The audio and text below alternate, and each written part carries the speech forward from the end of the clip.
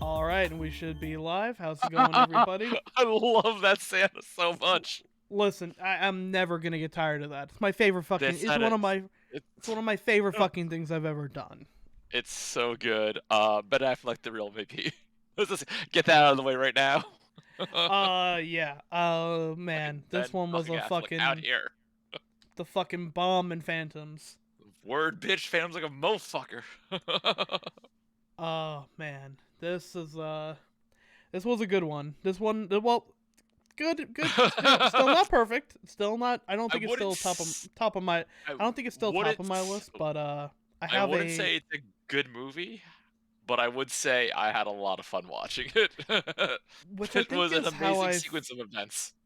I think that's how I feel about it, like overall in general. In any case, uh, Snoochie Boochie Snarky Hoochies, it is your boy BPM and Anarchris here on the season finale of season 1 of Kevin Smith's Shorts and Jorts, our monthly podcast where we revisit the Viewist universe 20 years later. And And in this this is case, it. quite literally, this is, I think in terms of the Viewist universe, I feel like this is really the, prop like the breaking point, like the halfway point. This is definitely like going by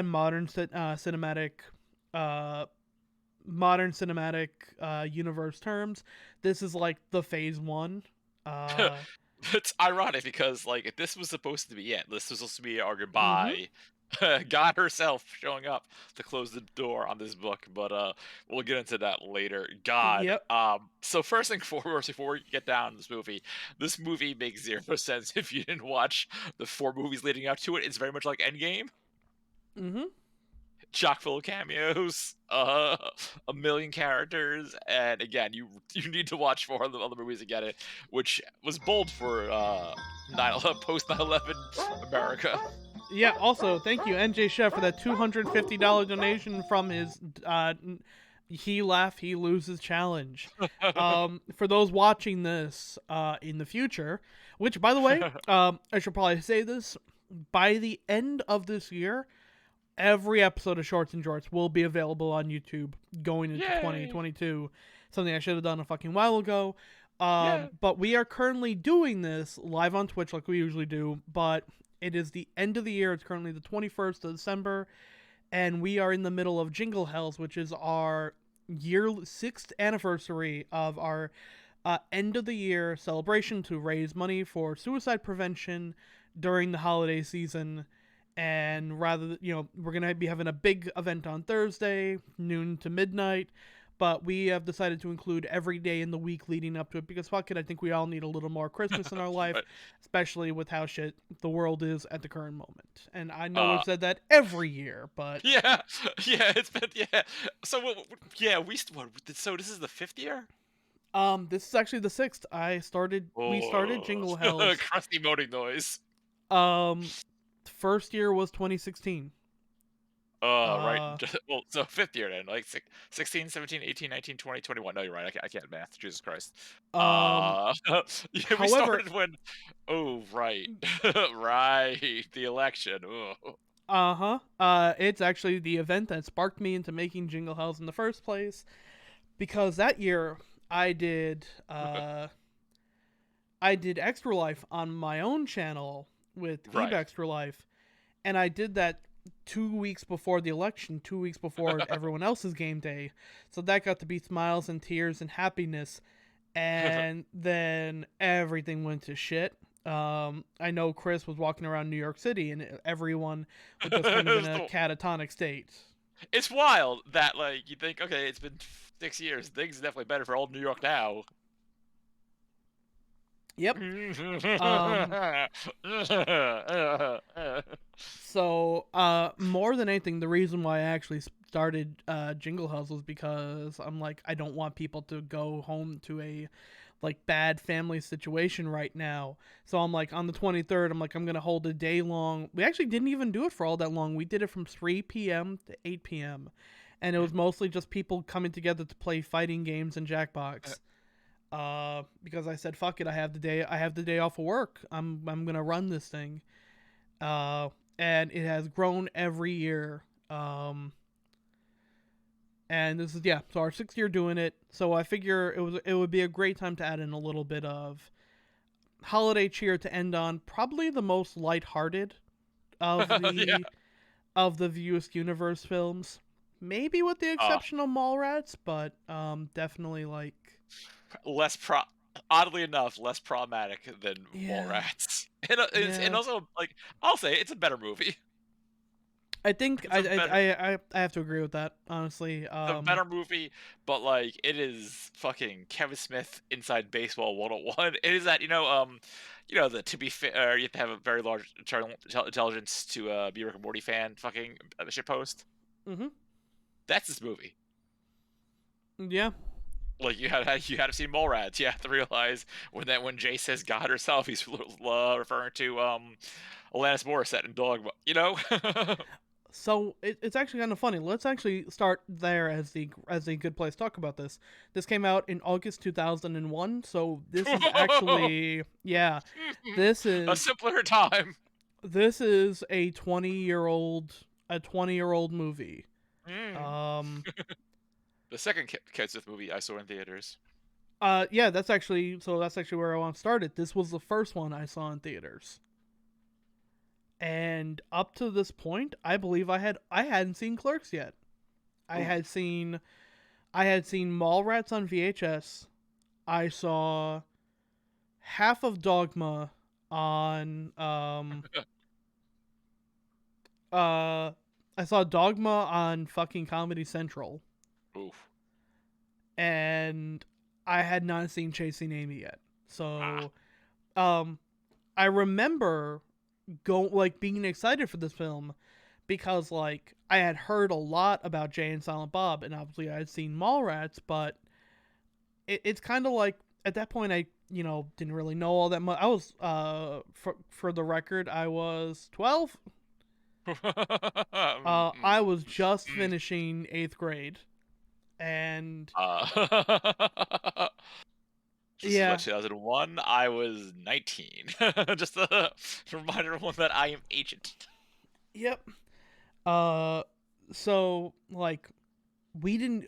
It was hard to even tell like where to jump in because like we didn't have the timeline set up like we have now in the viewing Right. list. It was literally like a which one. I'm like, which one do I start with this with Jay and Silent Bob franchise? And I'm like, okay, I'm gonna go. Actually, remember, I think I watched Mallrats to prepare me for Jay and Silent Bob Strike Back, and I now looking back on it, wish I had gotten Clerks, which I had bought after Jay and Silent Bob Strike Back. Uh, so I went to go see this. I think I saw. No, I had to see this with my dad because it was still Yes. like This is a 13 rated a R-rated hard R. movie, a hard, Hard R. almost NC-17. Multiple things had to, multiple shots of George Carlin sucking dick had to get cut, a lot of oral sex in this movie. had to get A cut lot to of make oral this sex. an R DVD. movie. Dimension Um, doesn't exist anymore. This is the 2 disc set. yeah. Um, so this is kind of like almost like a homecoming for me because this is like I said, I saw Mallrats, but I don't think I really absorbed it. This is really like where I feel my view askew dive began, and then I went back and rewatched everything and had a higher appreciation. Wouldn't if it's why you were human sized. I could take on an M&M. Oh, Also depends on I can. I how clearly. hot the room Who is. was my Judy said arm's legs. Here's the difference though. I get bit. I'll have some bite damage. I bite the M&M. It loses its body. Manage me. um. So yeah. So this was supposed to be it. This was supposed to be the final The film in the final. franchise, which is why literally there's representation from every movie in it. Mhm. And obviously, not what happened. This became the halfway point as well. This is kind of why we're calling this season one, the Right. finale of season one of the podcast, because every next thing on the list is going to be Jersey Girl, and that's going to be Oh, that's gonna be very fun. tonal It's wild. whiplash. So, spoilers. It's wild that we get away from the Beauty universe for exactly one movie, and then it's back to Clerks. Right back to Clerks. One movie. One movie. Uh, all right. Okay, so let's get this thing started. This movie starts off with the obligatory Star Wars reference. This is also the first Kevin Smith movie to come out post Phantom Menace, which they really let you know that Kevin Smith saw that movie several times. This movie. We cut to the quick stop where a pair of single mothers leave their babies outside. Um, a couple of things to note about this: they leave them in front of the quick stop, which looks exactly the same, Mhm. and RST Video is actually the record rack, Yes. which is currently selling 8 tracks and used records. Um, Vinyl. Who buys that these days? if you look on the store, like the store window for Quick Stop, milk is 49 cents a gallon, and pack of smoke is $3. Oh, So yeah. that is. Uh, Hmm. in this scene, Baby Silent Bob is played by Kevin Smith's daughter, and I believe her first Oh, credited film appearance. wish it was last. But we get to see Jay and Silent Bob's mothers as Bob's mother leaves him in front of the store so she can go buy government cheese, which IMDb was quick and fervent to point out, was an anachronism because they didn't start institutionalizing government cheese until the late 80s. Impressive, Someone impressive. at IMDb has even less time than we do. That's impressive, honestly. Yeah. And we get to hear Jay's first word, which is fuck. Which Uh, leads into the Jane Silent Bob rap. yeah, I believe it's credited as like Jay's Rap 2001 mix, Yeah, yeah, that checks. which is a remix of the rap that he makes as he's buying some raps so he can kick back and smoke some weed. But now it has a beat to it. Fuck, fuck, fuck, fuck, motherfuck, motherfuck, Oh, fuck, motherfuck, motherfuck, motherfuck, motherfuck, motherfuck, noise, noise, noise, noise, noise. noise, noise. Uh, the question is poised who smokes the blunts. It is in fact Jay and Bob who smokes the blunts.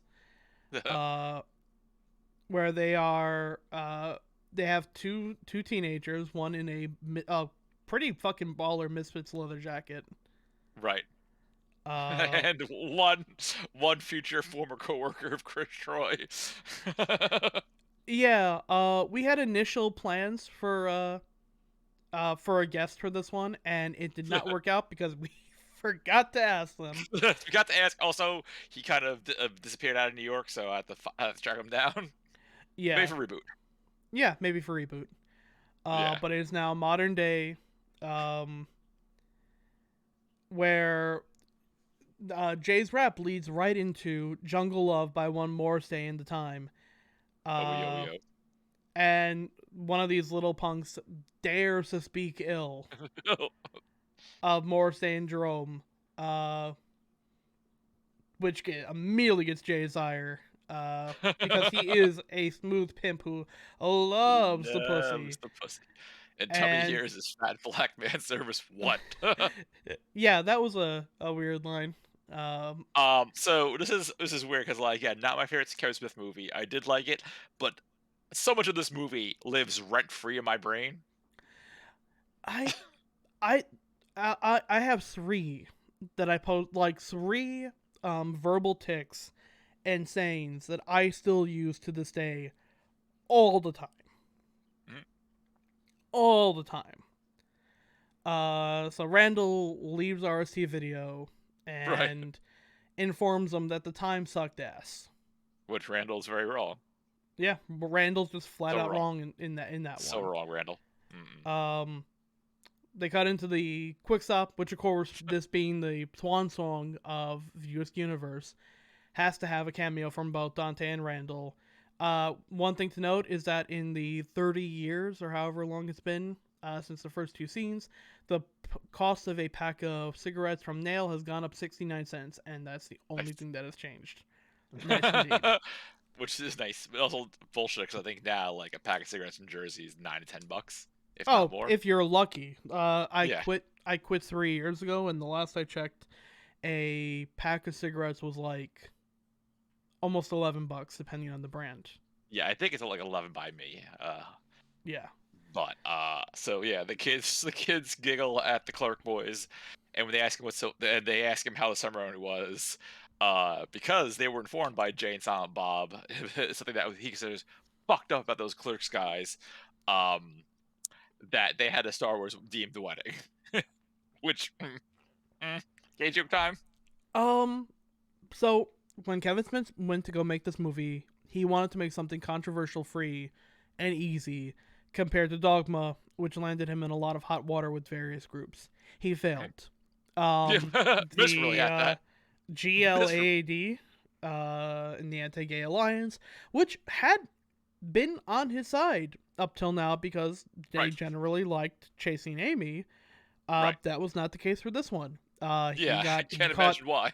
He caught a fair amount of flack because, in a real way, the movie is a 90-minute long gay joke, It is. which they even reference it in Right, movie.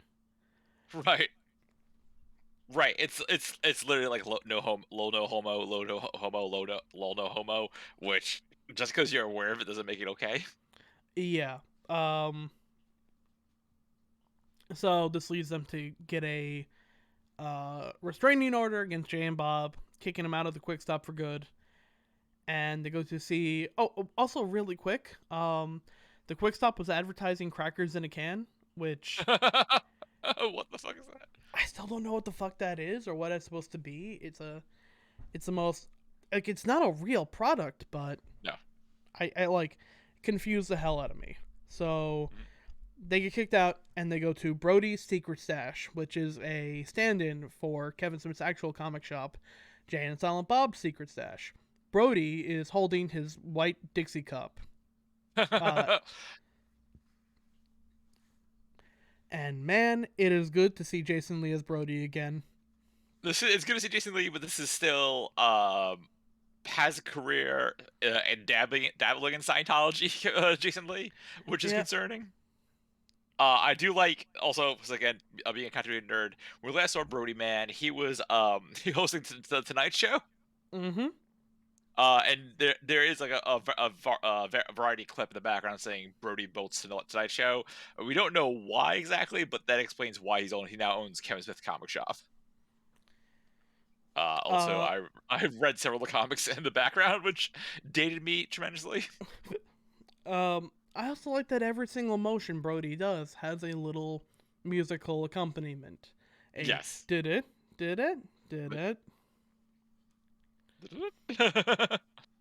And also, there was that very awkward line about chocolate. The way they kind of shoehorned in "Who wants chocolate a covered pretzel," which again only makes sense if you've seen Mallrats. Uh-huh. Uh Trying to show that they are far from the pulse. The pulse is Right. here, you are far from here, jammed right up your ass. Who wants a chocolate covered pretzel? Pretzel. They talk about the state of comic book movies in 2001. Which is Uh hilarious considering like where we are today. right, Mm-hmm. because at this point now it was what Blade, X-Men, and like Mystery Men, and like that's Uh, at a third a distant. couple we had a couple of Batmans of varying Right, quality. right, and Spider-Man was around the corner.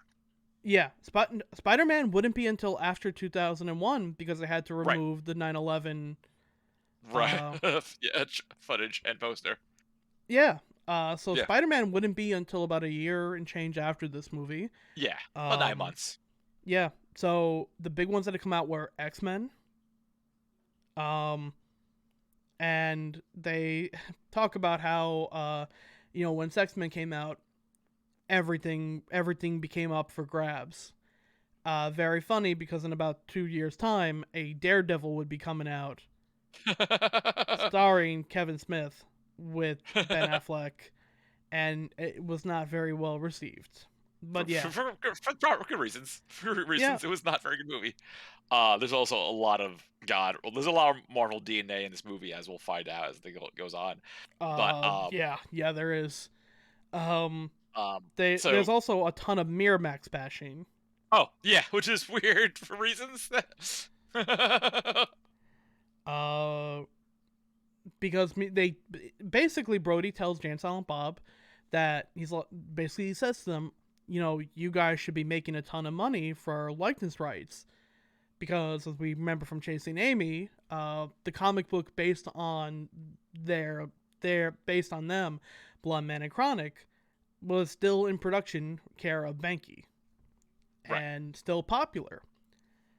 So it had basically been motioned by Miramax to be made into a feature-length film, to which they immediately say, "Miramax isn't that the company that makes makes stupid crying movies like The Crying Game and The Piano?" And then there's a great line, "Yeah, but after She's All That, everything went to hell." Again, very inside baseball, but also very funny. Mm-hmm. Um. So basically Jay and Silent Bob are gonna go try and find Holden McNeil and Banky Edwards and get their proverbial paper and now cue the music. What song are they playing by the way I right here? have tried Right. for fucking years to figure out what song they are trying to like. Every other time they reference music, in it, I've been able to figure out what even like the song Grandma from fucking Clerks 2, I've been able to piece together. This one, I have not been able to figure it out for the fucking life Yeah. of me. Uh, map, map, map, map, map, map, map, Yeah. I have no idea what it is supposed to be. I kind of want to believe, because we're going to talk about music licensing in a bit. I want to believe that they were going to play something like Frankenstein or something by like White Zombie and just couldn't get the rights to it, so they just came up with this fucking no nonsensical shit. Right. Yeah. It's I don't because like this is not the last time we hear this song. We'll put it that way. Yeah. Not in this movie. Not the last time I hear this song. Yeah, I have no idea what's going on. Like that cut, no idea. So the boys go find Holden McNeil, who's still doing his indie comic bullshit, I assume. Uh-huh. And when we Also see doing him, really well for himself, considering he's an indie comic artist in 2001. yeah, he still has his own like killer pad in Jersey, Right. killer studio. We also get a nice little musical callback when Dave Pirner's Tuber Wonderful plays. That Right. song from the opening of Chasing Amy with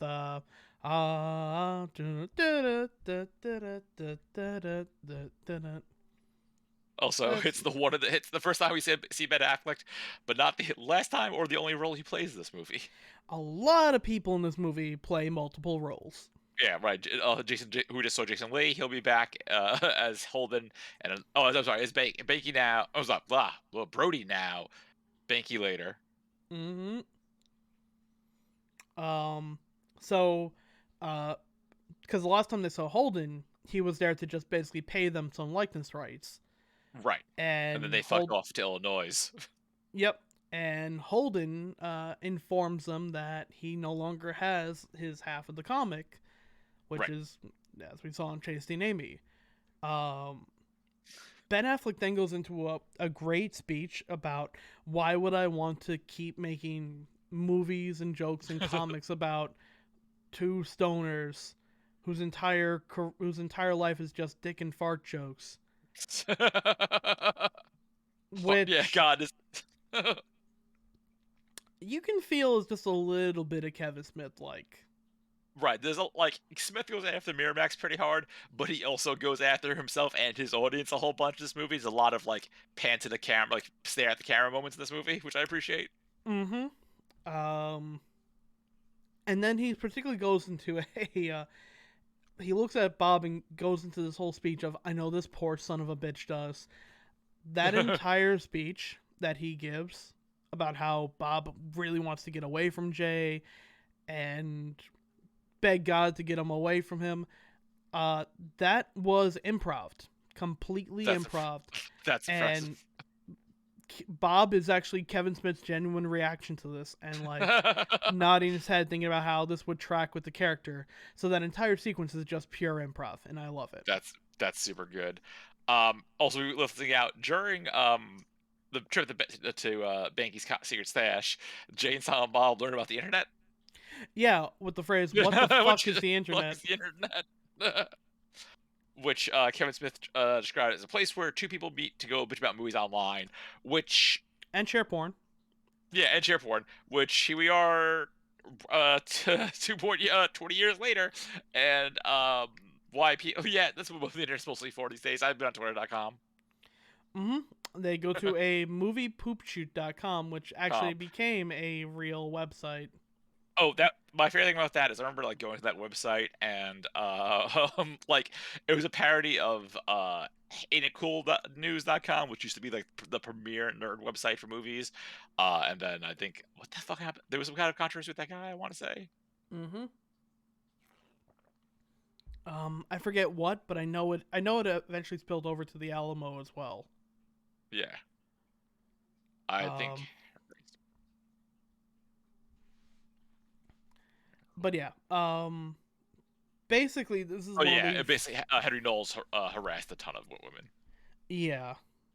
Yeah. Kind of hate to say that the writing's on the wall. Yeah. But this movie features Kevin Smith just tearing into a lot of people, particularly. It feels like almost every one of those reactions of people responding to the idea of a Jay and Silent Bob movie because who would pay to see that? Right. Which literally Right. has a them turning and looking at the fourth wall. Which was very good. That's also like true of its time because like I feel like Smith, Clerks was an indie darling. Moritz happened at the time. It was like kind of like a weird footnote. Like it was like, but then he wanted to hit back in the crowd with Chasing Amy. But, yeah, and those movies had Jay and Silent Bob. There were small roles. Then Dogma happened, and Dogma was a hit. But that was more like an urban fantasy type thing. And again, Jay and Silent Bob, probably the bigger role at that point, but they were still kind of just like not the main focus. Yeah, they were always So just kind of characters in all these stories, but not a story right, about themselves. right. So like on one hand, it makes sense. It's time for Jay and Silent Bob to have the spotlight. On the other hand, they are definitely, even though they're the fan favorites, the shallowest of Kevin Smith characters. Mm-hmm. But As right. a commentator put it, they are fucking clown shoes. that insult swiftly was amazing. I love that one. It was very, very good. They read about three Internet comments. yeah, internet comments. One of which is by a Magnolia fan. Gonna break here aside real quick to say that if you want to know why he's called that, it's not just a quick Miramax joke. Smith went on a very public diatribe against Magnolia, a film he greatly disliked, a film I am just okay with. It's an alright That's a movie. film I've never seen. It is an alright film that I feel gets a little overrated. It's very much like a American Beauty in that it's an alright film. I don't think it deserved an award. I mean, that's the Oscars right there. Yeah, I think it's a better film now. Now that I'm a little older. Yeah. But I remembered watching it at 21 because a girl I was interested in really liked it, and I'm like, I always saw that joke, and I'm gonna give it a chance. Nah, I fucking hated it. I've never seen it, and I probably never will. There's a Patreon tier in which we have to watch movies that Kevin Smith references. In that case, I will die. But yeah, so he got a lot of people angry at him, because of that review. So that's why he mentions the first internet commentator as Magnolia fan. Which is very inside very baseball, good joke. but I fucking love it. I do love it though. So they talk about who might prospectively be playing Jay and Silent Bob in a Miramax funded Jay and Silent Bob movie. And they said, well, probably Ben Affleck and Matt Damon. To which Jay goes, who? Those guys from the Good Will Hunting movie. You mean that movie with Mork from Ork in it? Jay not knowing who Robin Williams is, besides Mork from Ork, is probably my favorite joke It's in an the movie. extremely good gag. But also just the way Affleck goes, yeah, but Affleck was the bomb in Phantoms. Which... Word, bitch, Phantom's like a bomb, fucker. Oh, fuck. That was good, very good. Also, it's just a high five from Jay and Holden McNeil exchange. It was just choice. It was very crisp high five. Jay's like the immediate recognition of Phantoms and Jay going all in on it is probably my favorite. Like another one of my favorite things. They also Holden gives probably the most prophetic line in the entire movie. The internet has given everyone a voice, and everyone has chosen to use that voice to bitch about movies. Which, not incorrect. I have seen so many fucking I'm thinking about every single shitty Star Wars take post I've seen, every single like anti-SJW comic book movie. Yeah, it's a right thing. We also get our first use of the R slur, which is Oof. Yeah, not great. The, yeah, there are a couple of oops in this movie. I don't think it's as big as some of the other ones, but definitely a couple of artillery oops and a couple of gay jokes that definitely do not land. There is also a very quick you have to mention a Greedo shooting first line. Yes, which God, we get Kevin Smith, you're old. Also um, just to fucking show how Bright cares with his internet, I just opened up Twitter and the first thing I saw was a Spider-Man take. So there's that. Uh huh. Uh, right. So there's that. I'm trying to. So back to Holden McNeil. So, um, there's the aforementioned Affleck David gag, which God, that set us some stuff later. I'm really excited to talk about. And then the only way they can stop making this movie now is if Jay and Silent Bob go to Hollywood to disrupt it, which sets up the plot of this movie. Uh huh. Because now they don't want to get their money. Because what Right. good is money if people are talking shit about them? Because he is fearful that someday a girl is going to want to suck his dick without knowing his name first. And then as soon as she Right. hears his name, she goes, "Oh, I ain't fucking with you," and then go suck two other guys' dick. And he just can't be having that. That's fun, which is remarkable. Like that's his fear. So it's time for them to start their vision quest, which leads to the line, when did they start charging for the bus when we were little kids who used to ride it for free all the time? Mm-hmm. So then they try and hitchhike, and God, I miss George Carlin so What much. a right. I forgot that dog wasn't his only role. I know he appears again in Jersey Girl, which We are going to be but clinging to him when we watch that movie like fucking barnacles on a ship because he is right. the only saving grace of that fucking movie. I have not seen it. It's my first time seeing Jersey Girl next month, and oh, that's gonna be an experience that I'm not looking forward to. I've said such nice things about Ben Affleck so far, and it's gonna come and bite me in the ass. Right. So George Carlin informs the boys that if they want to hitchhike properly, they gotta suck dick. Mm-hmm. Which The again, rule of the road. going back to this being a 90-minute gay joke. Mm-hmm. And George a Carlin giant actually gives a couple of good lines. It's the new millennium. There are no lines, and right. Jay goes, "Yeah, well, there's a line, and on this one, we ain't gay." Meanwhile, as we know, Jay has definitely dabbled. Also, Yeah. thank you, Banana Warlock, for that $15.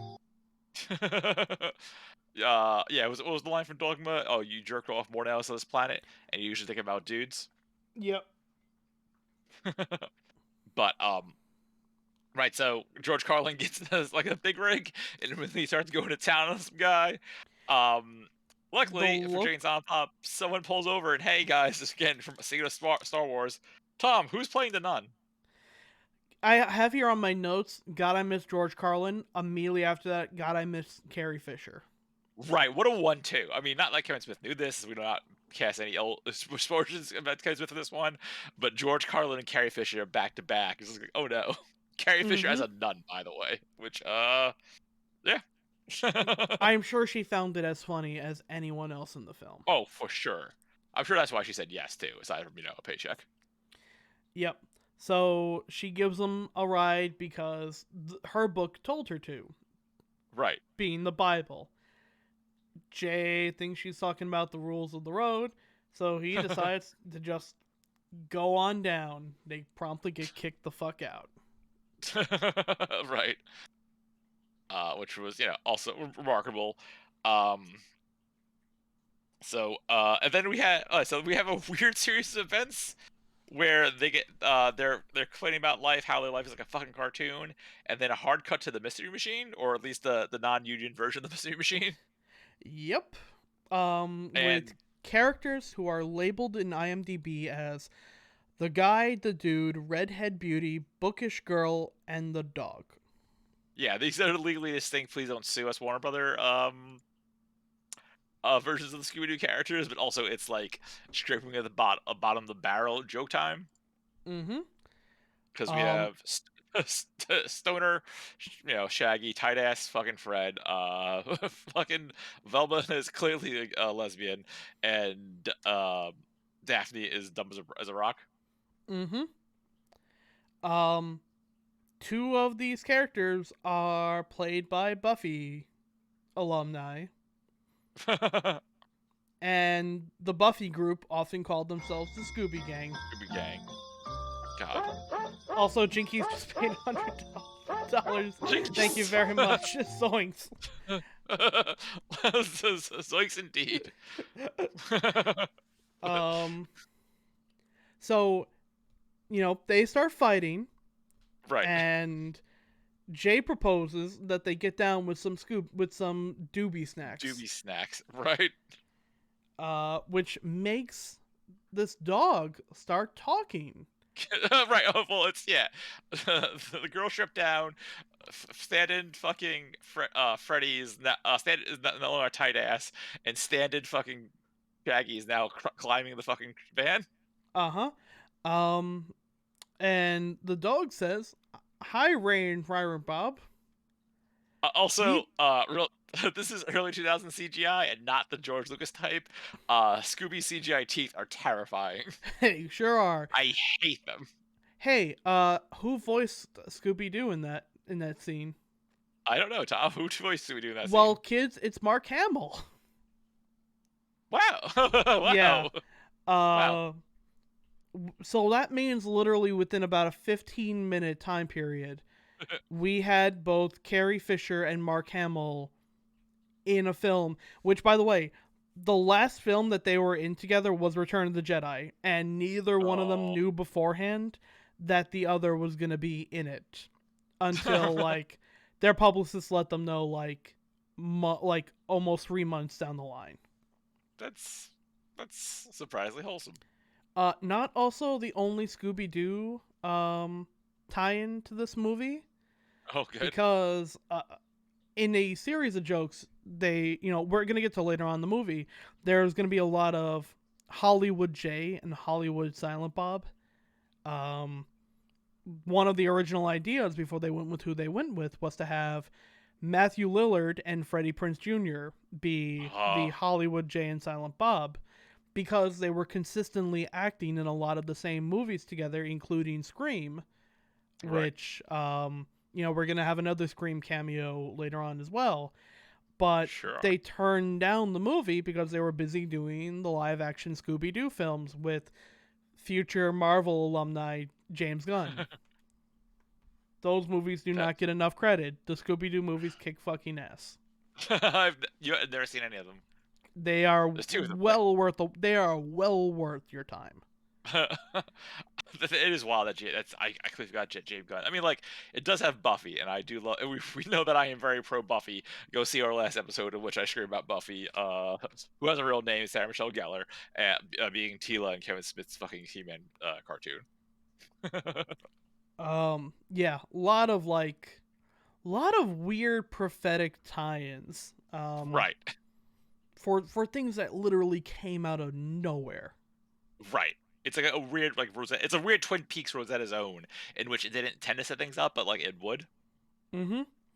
Um, Um, So yeah, after the weed fantasy, it cuts back and they're just passed out in the back of this van, and then Shaggy, not off-brand Shaggy, suggests that they harvest their kitties instead, and leave them in a hotel. which thankfully ends up just being a dream. Right. Uh, so hungry, they decide to go. They are now in Missouri, by the way. Yes. They decide to go get some food at a local movies, Right. where there's Fine. a movie net where you can surf the movie net and I openly scream completely. their reply in a very crowded movies about how they're going to kick all their motherfucking asses. They're gonna make them eat their shit, then shit out their shit, then they're gonna eat their shit made of the shit that they shit out, and all you fucks are God. next. Right. Love Also, Jay and this is the Silent Bob. Bob. So this is where things gets a little confusing for me. Oh yeah, because like upon thinking back now, so movies exist within the View universe, right? Yeah, it was in Dogma. Right. And it's in this. It's in we'll see in Clerks 2, but also there's a Dogma movie because Damon refers to that later on. Yeah. My brain, my brain. He goes, The world starts to collapse in on itself a little bit. right. God kind of fucked up with that one. Sorry, God. Um, so Look at the those two, platypus. yeah, they start doing their stuff. And hey kids, it's Shannon Elizabeth.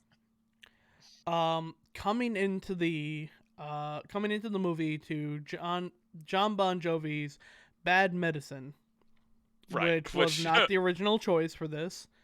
Originally, they wanted to use Prince's "The Most Beautiful Girl in the World," and when Kevin Smith went to go try and acquire the music rights to it, it sent him on a week-long journey where he ended up inadvertently filming a Jehovah's Witness ceremony for a week straight and falling out with Prince. It was a very weird time that that's I highly recommend like I looking up need on to. the stand-up specials.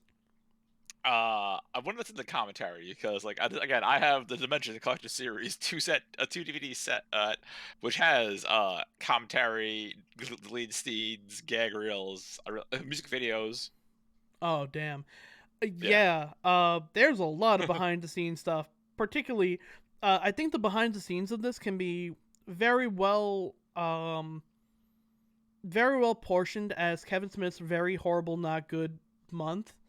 Uh, so hey, we may have talked about in our Dogma special back in April about how Jason Mewes really hunkered the fuck down to be able to compete with actors like Alan Rickman by memorizing the entire script and really upping his acting. After Dogma came out, he got hooked on crack. So throughout the entirety of the filming for this, Jason Mewes was not only smoking all the time, but he was dabbling in crack cocaine and heroin. So this led to a lot of fights. This led to actually a couple of fist fights, and basically Kevin said to him, "Clean the fuck up, or I'm shutting this production down." Jason Mewes decided to temporarily stop doing heroin and crack, That's good. That's good. but kept drinking in order to. That's bad. He would literally fall asleep in the middle of takes and fall asleep like on set. Um, the film finished, and once it finished, Jay immediately went right back into heroin use. Hmm. Apparently, the fight got so bad that Kevin Smith pushed him out of a car Oh. on the drive to a set one day. Hmm. Afterwards, he said, "All right, buddy, I'm giving you one last chance. I'm gonna let you stay at my house while you basically get through your withdrawals." Because he was having mood swings every day on set because of his heroin withdrawals. And he's like, "Then I'm gonna take you into rehab." While he was staying with Smith, he stole his ATM card, robbed his ATM, stole a bunch of money, and used it to buy heroin. Oof. And that is for about a 5 year 5 years. Smith had to completely turn his back on him and said, "If you get sober, I will write a movie for you that we can do again together. But if you don't get sober, we are done. We are nothing anymore." Half of the reason why Jay and Silent Bob reboot exists is because Kevin Smith said, "I don't want my only memories working on the Jay and Bob movie with Muse to be that." And to that, that's kind of adorable. Also, never start fucking with anything harder than weed, kids, please. Yeah, I'm reading a Looper piece on this. He lost 30 pounds during the filming of Jane's Silent Bob Strike Back through due to doing the smoking the crack. Mm-hmm. Yep. So, yeah. So Shannon Elizabeth comes in, and Shannon Elizabeth was not the first choice for this character. Originally, they wanted Heather Graham. Heather Graham went to Kevin Smith and said, "Why should my character fall in love with Jay?" And he said, "I don't know." That's valid. That's valid. So they went with Shannon Elizabeth, who at this point was like real hot shit. Like Right. she like Shannon Elizabeth went from like a complete unknown in 1998, and then in the span of like one summer, like American Pie and like three other Right. movies, like basically took her from a nobody to like the female lead of this movie. Right. She was in, yeah, American Pie, Scary Movie, Tomcats, the other one. Yep, didn't Mhm. see it, but apparently people liked it. Right. It's also the Also, first of she's a a weird. Maxim cover girl. Remember Maxim kids? No, Oh, that's fair. I remember Maxim. Um, it's it's what I bought when I wanted to buy porn, but I was too young to buy porn. Right. That's the porn you buy at CVS. Uh, so yeah, she. One very quick note about her character, which I actually do love. She is part of, as we'll find, a international jewel thief brigade. 4 girls. Her name is Justice, and she has to wear glasses because Justice is blind. That is a cute touch that Oh. she came up with, and I will stand for it. Oh. Oh. Okay. Well, at least she came up with it and not fucking Kevin Smith because oh, that hurts. That hurts me. Right. And what are the names of the fake uh fucking Charlie's Um, Angels? It's S- Missy. Sissy, Missy, and Missy. Chrissy. Right. Throughout the entire film, they keep referring to Justice as Jussie, Right. which Amazon's uh, closed caption decided to spell Jussy, which made me laugh every single time it came up. When we get some of that, Jussie. But yep, Clown Jussie. one of which played by Kevin Smith's actual wife, Mhm. um, Elijah Duku, and Right. which Kevin Smith didn't know how to actually pronounce her name, so he kept calling her Duck Shoot. That's pretty good, actually. And Yeah. Ali Larder, I believe is the Yeah, Ali last Larter one. from the this is where I come in. Ali Larter's been in a few things I watched. She was in the hit movie Varsity Blues. But she also, if the hit NBC fictional drama Heroes, but most importantly, the hit horror video game franchise Resident Evil. She plays Claire Redfield in Resident Evil Extinction, Afterlife, and the final chapter. Wait, was she also in the Final Destination films? Um, Hold on. Final Destination and Final Destination 2. She was Clear Rivers, right? Yeah, yeah, Holy shit. Clear of God. What a bad name. Yeah, absolutely terrible name. I never made that connection because she was blonde in this movie and a brunette in both of those. Holy shit. Yeah, Yeah. Um, I actually watched the first Final Destination this year for the first time since it came out. they're almost all good. both, both Fourth one's real fucking bad. Sean William Scott in both of them. Yeah. Again, like you said, weird character overlap in this time period, kind of in general. Right. Like the 1990s to about 2002 had a weird overlap where like Jason Biggs could be in anything. Mina Suvari. If you were in American Pie, you could show up in almost any fucking film. Which is weird considering how those careers all played out. I I'm trying to remember who they compared it to, but I remember someone saying, "I'm gonna say Tom Hardy just because that's the first name that came into my mind." I know it's not Tom Hardy, but someone said Sean William Scott. Tom Hardy is having the career that Sean William Scott should be having, Oh, for Sean William Scott. and really, it's fucking true. That guy was in like a lot of like he was the most typecast human being of all time. But Loved him in more role models with opposite Ant-Man himself, Paul Rudd, America's Best Friend. I I like that. I like he was in like Dude, Where's My Car, which was an underrated as fuck movie. Um, An episode is Final Always Sunny opposite as Mac's brother. Yeah, Final Destination, American. Oh, he was the thing that kept the American Pie. He was the reason why they kept making American Pie movies because everyone else in the cast of American Pie phoned it the fuck in after the second one. Um, Dude is a good actor and like, again, very typecast, but still like one of the better actors from that period of time. And honestly, like I'd love to see him have a revival.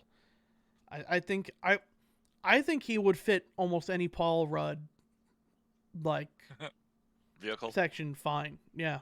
Yeah. Um Yeah, apparently he's doing more TV these days, but also he was in a bunch of those Ice Age movies. oh yeah. Yeah. Um so yeah, as all of the rest of the Jewel Tees come out to Run DMC, which is always just like a fucking joy to hear Right, yeah. in any movie. Right. Yeah. Oh, Jake gets a huge fucking boner and Right. I Silent filled Bob my has cup to put line. a large cup over it. Right. To which Justice's first line is, "Does that give free refills?" I think I filled my cup. Dude, I think I filled the cup. I think my favorite thing about the whole like Justice thing is like Jay picturing them making out, but then like hard cut to like Silent Bob looking at Jay in the real time, and he's just standing there with his very awkward penis. Yep, doing the hand moving in front of the. My favorite thing about that is when the two of them are making out in his fantasy. Shannon Elizabeth's hair is getting fucking like blown all over the place, and she's getting that like 80s model, Right. The Aerosmith music video when and not a single ounce of that is touching. Like Jay's hair is completely stationary, which skull cap would not. Yeah, I also wouldn't be shocked if they didn't film them on the same set, because I'm sure. I'm sure someone sat down and said, "All right, Shannon, listen, you've been in a lot of good movies lately. I know you had to show your titties for American Pie, for the twins on American Pie." And at some point, if we ever start running low on episodes, I may take an entire day and just talk about America. We may just do an entire episode on American Pie, because to me, American Pie fits that time period really well, but also I want to talk so fucking much about the directors of American Pie are two British twins, and their dad is the most interesting human being who ever lived. Tell you what. We're at 5:30, right? Yeah. If we end the week at 700, we will do a special Guys and Pies American Pie one-off. To give you a little sneak preview on it and incite you on this, the father of those two directors was literally like, the man was James Bond. The man the man was OSS, British Secret Service, blew up a hidden Nazi factory, probably fucked Ingmar Bergman, and like this is like literally the most interesting man on the planet. And like he also designed clothing. He also designed like some of the fucking highest fashion in the 50s. And they interviewed him when American Pie came out, and they're like, "How do you feel about your son's success?" And he said, "Oh, they make the movie where they jerk off a lot. It's funny." This man fucking owns. Yes, $700 we will do Guys and Pies, or American Pie spin-off podcast. Here, if you want to look him up, because Yoda's asking Chad, is he on par with Christopher Lee? I don't think anyone on the planet is on par with Christopher Lee, but he comes close. Jack Kirby. Yeah. I would say Jack Kirby and maybe Chris Walken. Yeah, that's fair. Yeah. Actually, no. I can name people on par with Christopher Lee: Jack Kirby, Walken, Patrick Stewart, Ian McKellen. Gotta give it to McKellen, absolutely. Yeah. Yes. Oh, where the fuck are these? That's my on par with Lee. Pretty good Dracula though. Pretty good. Oh, that's why I decided to look up the franchise and not the first movie. Oh, Uh, it only took us an hour before we just went off rails and started discussing American Pie. I mean they're John White's, Okay. JohnWeitz. Uh, the man is the man's life is absolutely fucking incredible. Um, but yeah, that's neither here nor there. So they decide to take Jay and Bob in with them on their trip to a Provascus, because they're animal activists. Right. And with their friend, hold on, I have the name written down. Brent, played by the aforementioned Sean William Scott.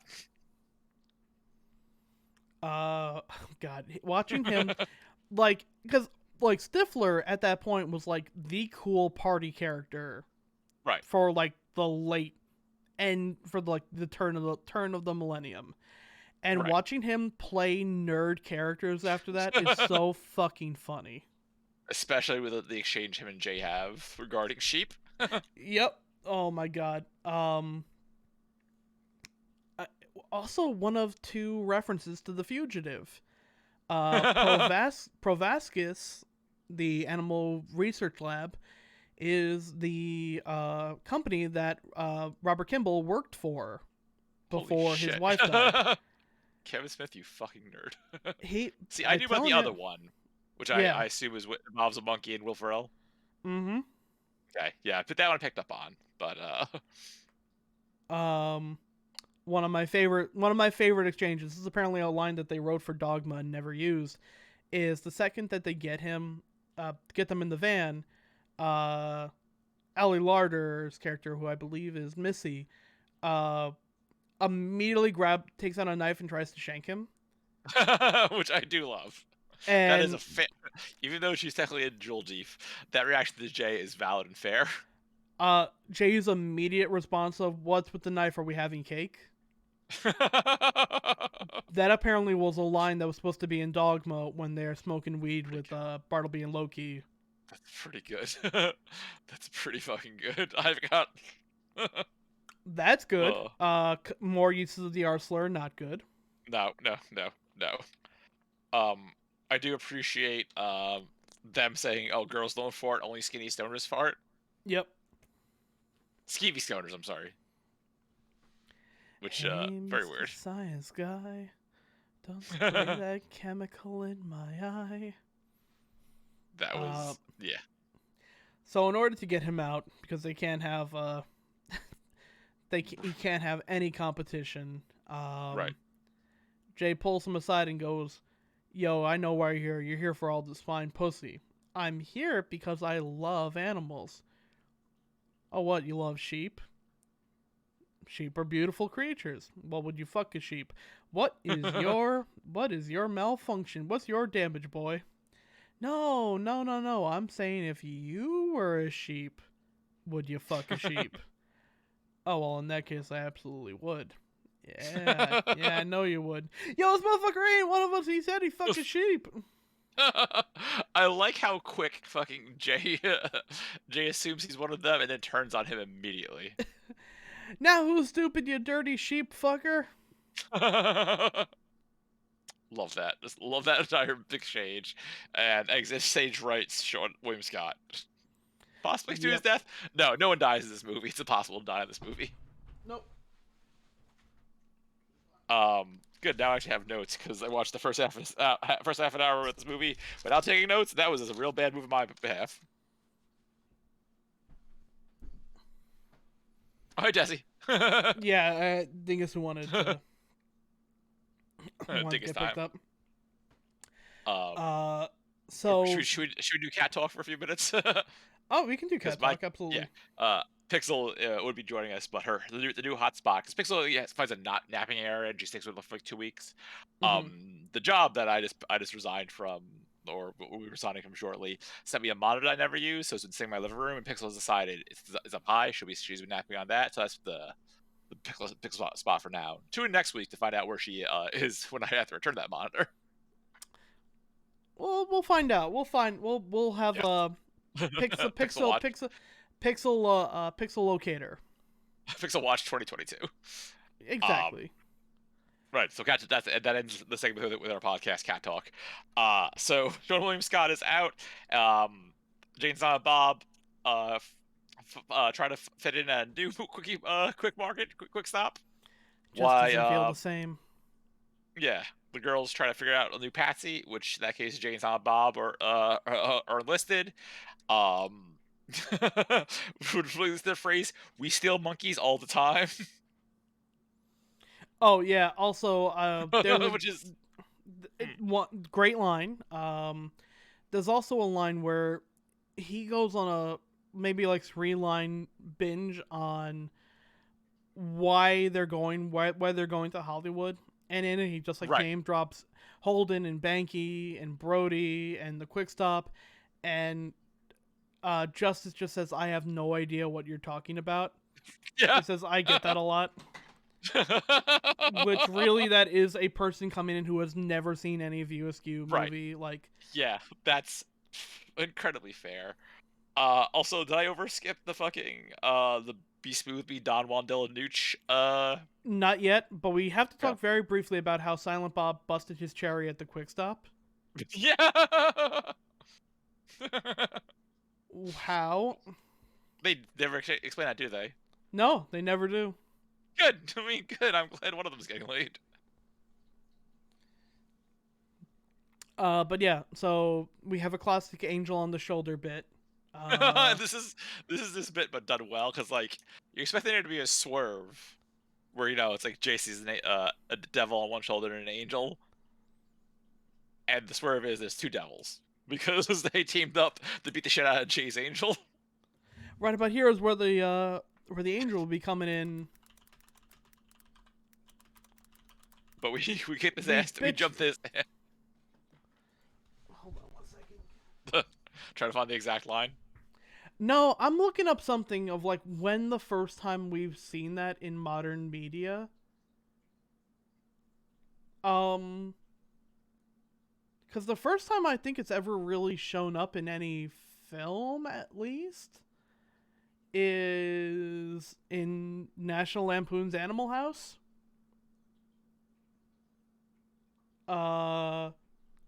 Where the angel talks a guy out of having sex with a 15-year-old. Oof. And I think a lot of people fucking forget that. Because I think that might actually be the first time, I can at least remember that showing up in film. Animal House, a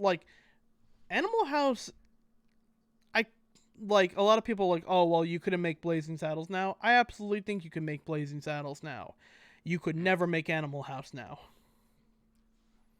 For good reason. Yeah, Christ almighty. But yeah, so, thankfully the angel does show up with the black eye on Jay's shoulder. And... Which, by the way, they show up because he asked her how she felt about trouser snakes. Trouser snakes. Which, God, come on now. Both devils tell him to whip it out, and the angel says, "No, this is a girl. We're not doing that over. Be smooth. Be Don Juan Delanooch." Don Juan Delanooch. How do we feel about Snoochie Boochies at this point now? Because I feel like we've hit peak Snoochie Boochies and Snoogans with Jane Silent Bob. Yeah, I feel like with the they mention it in Chasing Amy that it's fucking baby shit, but I feel like this is the most commercialized form of Jane Silent Bob. Of all his films, this is the I almost want to say this is Mallrats done well. Right. I'm perfectly fine with Don Juan Delanooch just because it's a fun mouth word to say. Yeah. But Yeah, so Jay and Silent Bob agree to steal a monkey because Jay thinks it's gonna help his chances with justice. And also, as I said, they steal monkeys all the time. I also like Jay's little song where it's just like, "Gonna get the pussy for stealing a little monkey, gonna steal the monkey." Don't It's fuck so this up. creepy, Don't fuck this but up it's for me. also, yeah, I'm it's more so stay creepy, here, but also, Jerome. yeah, just the way he just says, "Gonna steal a little monkey." Things Oh, that live in my also, head rent free. also speaking of things that live in our heads rent free, while the girls are in the not quick stop, Right. uh, and Justice tells them about how Jay is really a sweetheart. We cut to probably my favorite line in the entire movie. Hey, baby, you ever have your asshole licked by a fat man in an overcoat? An overcoat. That one has been, yeah, I think we said that one on stream unrelated to this podcast several times. Several times. I also what I like of that bit is like the look of horror on Silent Bob's face as Jay screams that. Yeah. Also dating myself again. The minute one of the Chrissy, Missy, or was it so and so the ugly one was at the camcorder, I was like, oh god, a camcorder. Oh God, yeah. One of my favorite background bits for this segment is anytime that they all get out of the van. Uh, Oh Bob yes, will help. Bob will help Justice out, and she'll be right. very, thank you. And then he'll try and help out every single one of the other girls, either in or out of the van. And every single time, they just ignore him. And Right. And then Jay asks for help, and Bob just flat ignores him, which yep, fair. Yeah. I do love the line, Jay, girls don't like being called bitches. Yeah, there's something sweet, sweet like boo boo kitty fuck. you're getting there. My favorite part of that line is when he says maybe it's because girls don't like being called bitches, Jay, and his most genuine they don't. Like that's the most genuine line delivery from him in the entire movie. Give me 1 second. Keep talking. I just gotta this one Sure, to get a little get a sure. little rowdy. Time to put a dingus to bed. Oh god, yeah. So, how we all do it in chat? Slushy Booch is a fun mouth word. Found it means kiss mouth in some sense. Oh, that is very fun. Uh, but yeah, again, I'm the guy who also owns a J beanie that says Snoochie Boochies on it, or Boochies or Snoogans or some shit. So like I'm the last one to choose. I can't believe Little Dickus is in jail. Also, I think this is the first time we can realize that Tom and I are sitting in the same Secret Labs chair. Secret Labs, not a sponsor. They could be though. Um, so how we doing, chat? I'm filling some time. I'm doing good. I got a new haircut, as you can tell. That's why my beard does not look like a hobo, and my fade is actually a fade. So that's cool. We all excited for Christmas this week. Don't get COVID. Y'all, please don't get COVID. I'm very worried about MagFest, considering I know people who are how Matt was that are going to MagFest. And anyway, hi Tom. All right, I'm back. This phone time. Trevor is dead to the role spiritually, and I do not look like a hobo anymore. Even though my girlfriend claims I do not look like a hobo. Little hobo, rugged, if you will. But So yeah, yeah.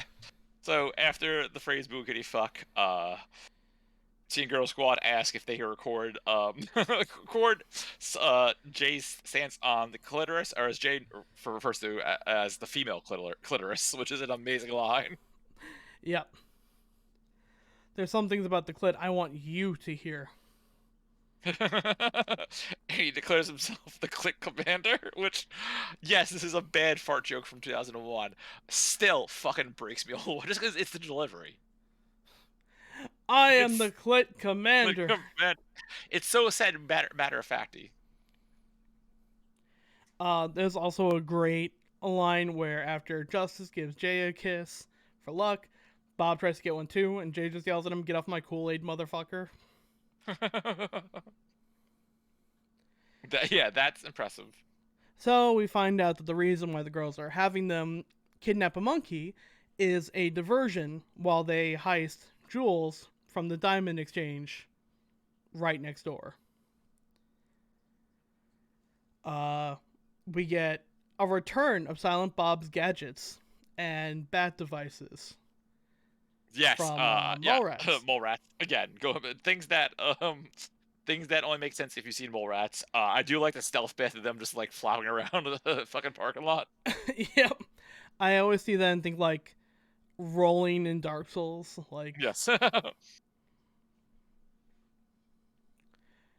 um, so they get in and they're trying to find the monkey who is named Suzanne. Given a Right. little bit of giving a bit of for those who remember the end of Mallrats Yes. when Jay and Silent Bob were walking with a monkey named Suzanne. Right. Well, there you go. We finally get answers after 3 movies, right? Because we got Chasing Amy, Dogma, now this beforehand. Mm-hmm. We also get a nice little Matrix inspired Yeah. Oh, right. So we got the whole fucking the laser scene, right? Also, the girl's good in full fucking leather latex. Right. So I had like okay. So like this is time for Chris to claim out some shit now. Mm-hmm. One, that intro scene. Who are they posing for? I no clue. You know, right? They just walk out there in cat suits and they're not posing for anyone. Uh, Two. So the whole laser scene, the whole thing is like one of them does it, they get in a fine. Second one does it, they get in a fine. The third one does it and then farts, and that sets off the alarm system. Um, why did all three of them have to do that? No clue. But this movie has some stellar fart jokes. Gotta say. Yeah. Also, when Ali Larter's character farts, she's like, that Skeevy Stoner was right. Has she never farted up to this point? Uh Right? Because like she's really surprised that she's shocked. And how do you? I assume this character's at least like 22. How does she yeah. fucking go 22 years without noticing she's gonna fart at some point? I mean, there are two things that come to mind. One, that fucking old Family Guy joke of like I didn't pass gas for the first time until I was 23. What the hell was that? Or it could be like she doesn't fart usually, but fast food makes you fart more. Right. Still a solid fart joke. Um, so they just say, fuck it, grab the diamonds, get in the actual getaway car. We get a rare female gay joke. Right.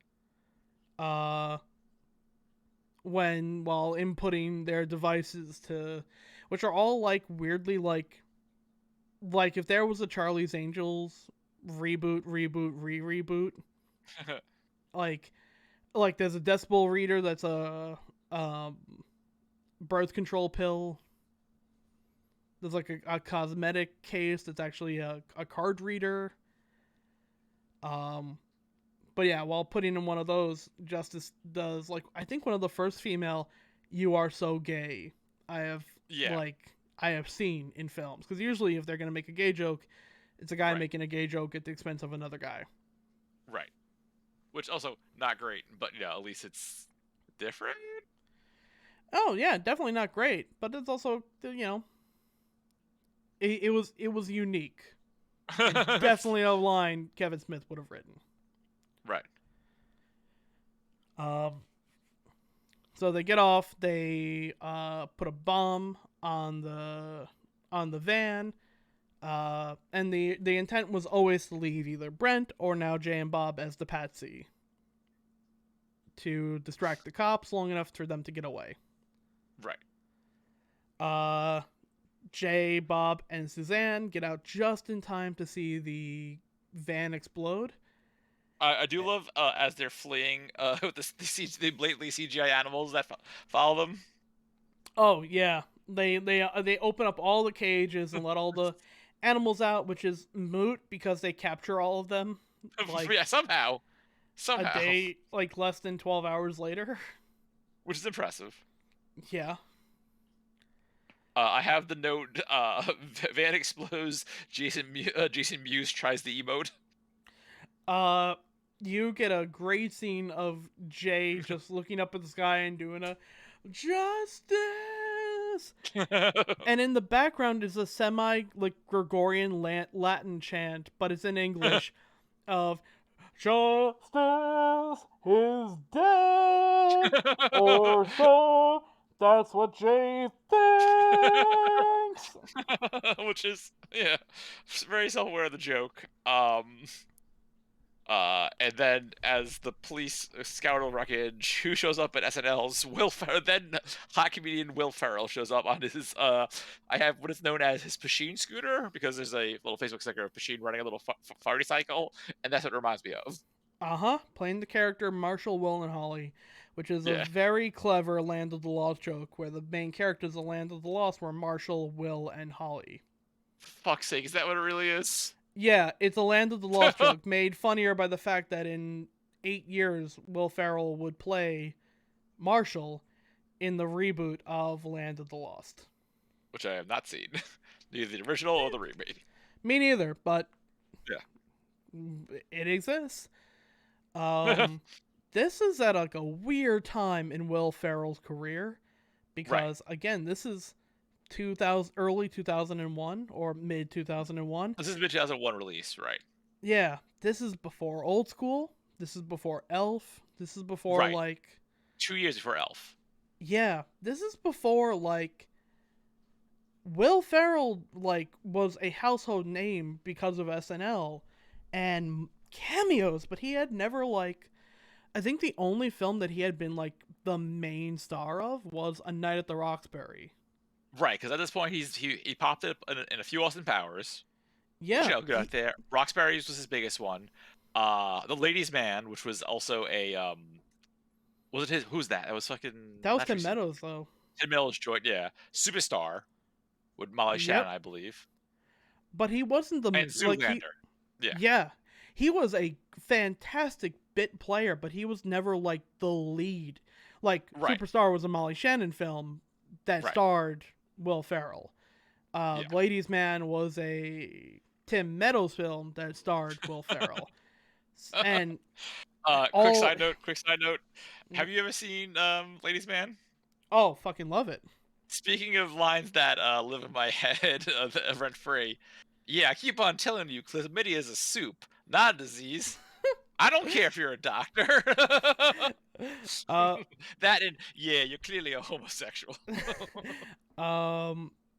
It's actually funny because after watching Jay and Silent Bob Strike Back, Amazon Prime recommended Undercover Brother to me. Oh no.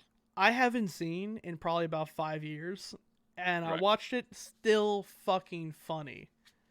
Still really fucking funny. And apparently they came out with an Undercover Brother 2, which starred none of the people from the first movie, none of the writing team from the first movie. It'd be like that.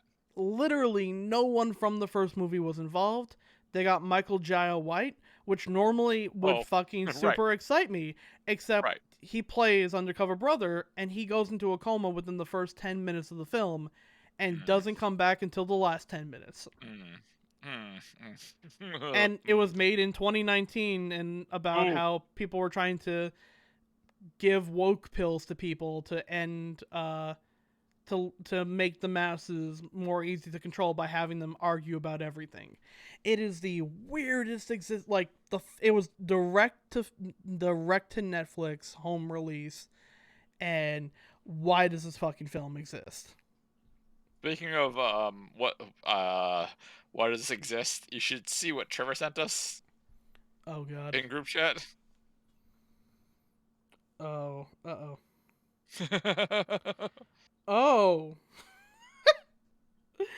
Oh, so I tried to actually get a copy of the Berserker shirt that Jay wears for the movie. Which I love, yeah. And if I didn't, it wouldn't have come in time, so I didn't order it, but I would have ordered this. This fucking weird ass existence of a shirt. Holy shit. Yeah, that's something. That's something, alright. But yeah, like I had never seen a film like get the point of the first movie so fucking wrong. But yeah, Undercover Brother still holds up, and I always feel like The Ladies' Man and Pootie Tang are kind of basically the same film, just different different bits. Yeah, Trevor dropped the link to the I feel like that's an Always Sunny joke, like waiting to happen. Yeah. But yeah, Undercover Brother still holds up. Still extremely fucking funny. Um, let's see. But yeah, so Will Ferrell, like, this was before, like, he starred in any, like, main film, because he was still Right. working SNL and, like, breaking his back carrying SNL for the most part. I mean, like, he actually did have a really good team at that point, but, like, Will Ferrell was, like, I feel like it was the first time that they had a breakout star since Adam Sandler. Yeah, oh, for sure, for sure. Yeah, Um, Molly Shannon try as you might. Lorne Michaels tried, like, there was that period of time where, like, they had the hit with Wayne's World, Right, and Lorne Michaels tried so fucking hard to right, make because there was another Wayne's World. yeah, right, because Night of Roxbury, Superstar, and Coneheads, there, they were yeah, like, "Hey, Coneheads, let's take a fucking skit that wasn't funny in the '70s, and right. now bring Dan Aykroyd's dumb looking ass out here and Anything try and do involving it again." fucking Chris Kattan. Yeah. God, did they make him? I don't think he was. I don't think Lorne Michaels was involved in Corky Romano, but he could have been. Who knows? Corey Romano. Also, he was speaking of which, fucking Chris Kattan was in Undercover Brother. Yep. Yeah, he was. As Mr. Feather. And today Uh, I learned he was in the Young Teen Hunger Force movie oh yeah, as Walter Millen. Catan is a great actor. Like, he never really could, like. I feel like him and Dana Carvey are both really great actors who never found a venue for, like, their kind of humor. You could say they were both of them were just not turtly enough for the Turtle Club. Nah, like Dana Carvey like is on par with, well, no one's on par with Phil Hartman. No, Like, you had Phil Hartman and Chris Farley who could be funny in fucking anything. right. When you put Dana Carvey in the right spot, that man was fucking gold. And for some reason, he could like, if you put him in a side piece as a film, he would be the best part of it. But he could never hold the film on his own. No. Um, Also Dana Carvey. Oh yeah, yeah. You know what's too, like Chris Kattan and fucking what's his face? Jimmy Fallon are kind of the same dude. yeah. Oh, if the split from Late Night happened fucking 10 years earlier, Right. Chris Kattan could definitely have been one of the Jimmys, like, easily. Right. Um, Right. but, like, yeah, it's such a weird period of time because, like, when Will Ferrell got, like, Chris Farley could hold an entire fucking movie and make an Mhm. entire movie. Even when he did cameos, though, they were really fucking good. But, like, I'm thinking Dirty Work and, like, Will Ferrell, though, like, it took him so long to actually become, like, an Yeah, let's say like established, like, 4 years. actor. 4 years But post SNL too. his cameos are the funny, like, his lines from, he's in Austin Powers for 10 minutes combined, and they're probably the best parts of that movie. Hardly burned. I'm very badly burned. Like, he worked as like, he could have worked in bit parts in every movie forever and have been fucking Yes. gold in each one of them. Right. Um, Agreed. and this one in particular, he's probably on screen for probably about 20 minutes, and he might be he might be one of the best parts of this movie. He Yeah, does feel really out of place though. Like he's a Looney Tune character in the middle of this movie. yeah, but also I think when Kevin Smith was talking about, like, when Kevin Smith was talking about it, he was saying, like, oh, I want this to be a very cartoon, like a big cartoon movie. Oh, it definitely feels like a big cartoon movie.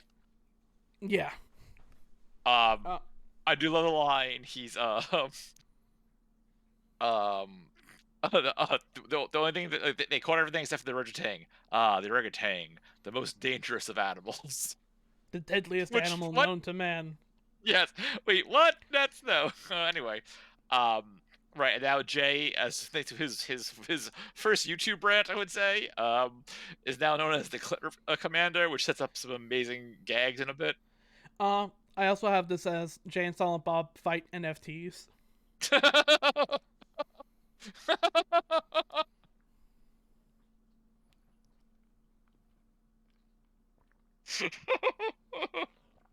As Jay goes on a rant about monkeys and Oh right, apes.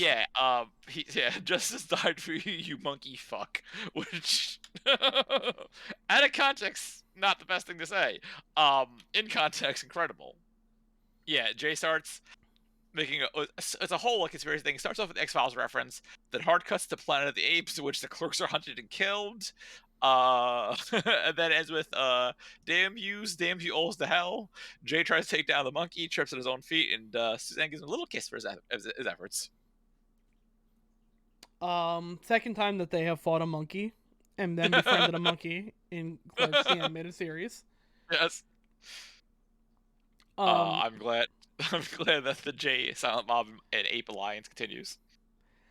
so then we get a cut to the news with Jon Stewart Hey, Jon basically Stewart. playing Jon Stewart. So here's a question though: Was this? Where are we now on Daily Show? Is He this? was the pass from Craig to Jon Oh Stewart yeah. So he was at he was like 2 years in. 1997. Yeah, he was in 2 years. Yeah, because Kilburn stuck around to '98, Yeah. and then Stewart was 1999 to 2015. Yeah. So at this point, he was established as Right. fake news guy. Right. Yeah. And he plays it to the fucking T here. Yeah. So we find that CLIT stands for Coalition for the Liberation of Innate Tree Dwellers. Hmm. And they're an offshoot of the labia, Liberate Apes Before Imprisoning Apes.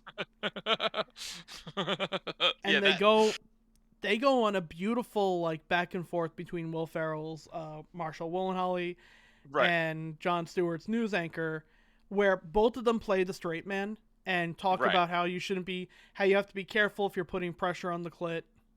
Right. Yeah. How they've been trying to The best locate is the clit. right. The hard cut to Holden McNeil at fucking back in Jersey. Just I really wish I was still dating a lesbian. On nights like this, I miss dating a lesbian. Oh my God, which is like a good callback to fucking to Chasing Amy, and then B, it's a good that joke works because lesbians. Yeah.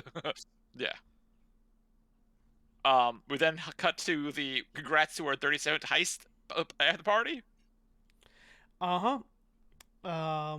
in which Where Jess feels bad for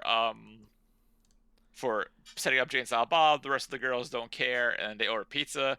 And so Tom, the pizza boy shows up. mm-hmm. Do From you know the Joe's pizza boy? I know Yep. he is from Joe's Marvelous Pizza. Yes. And Yes. who is this pizza boy? That pizza boy would be then Marvel editor in chief Joe Quesada, who also drew Kevin Smith's Daredevil run. Uh huh. Joe's Marvelous Pizza. Pizza. Get it? This is also back before. This is before Disney owned Marvel, so they could do jokes like this. And Elijah Duck Shoot Woohoo! calls to him saying that she wants some thick Sicilian, which Right. gets them free pizza.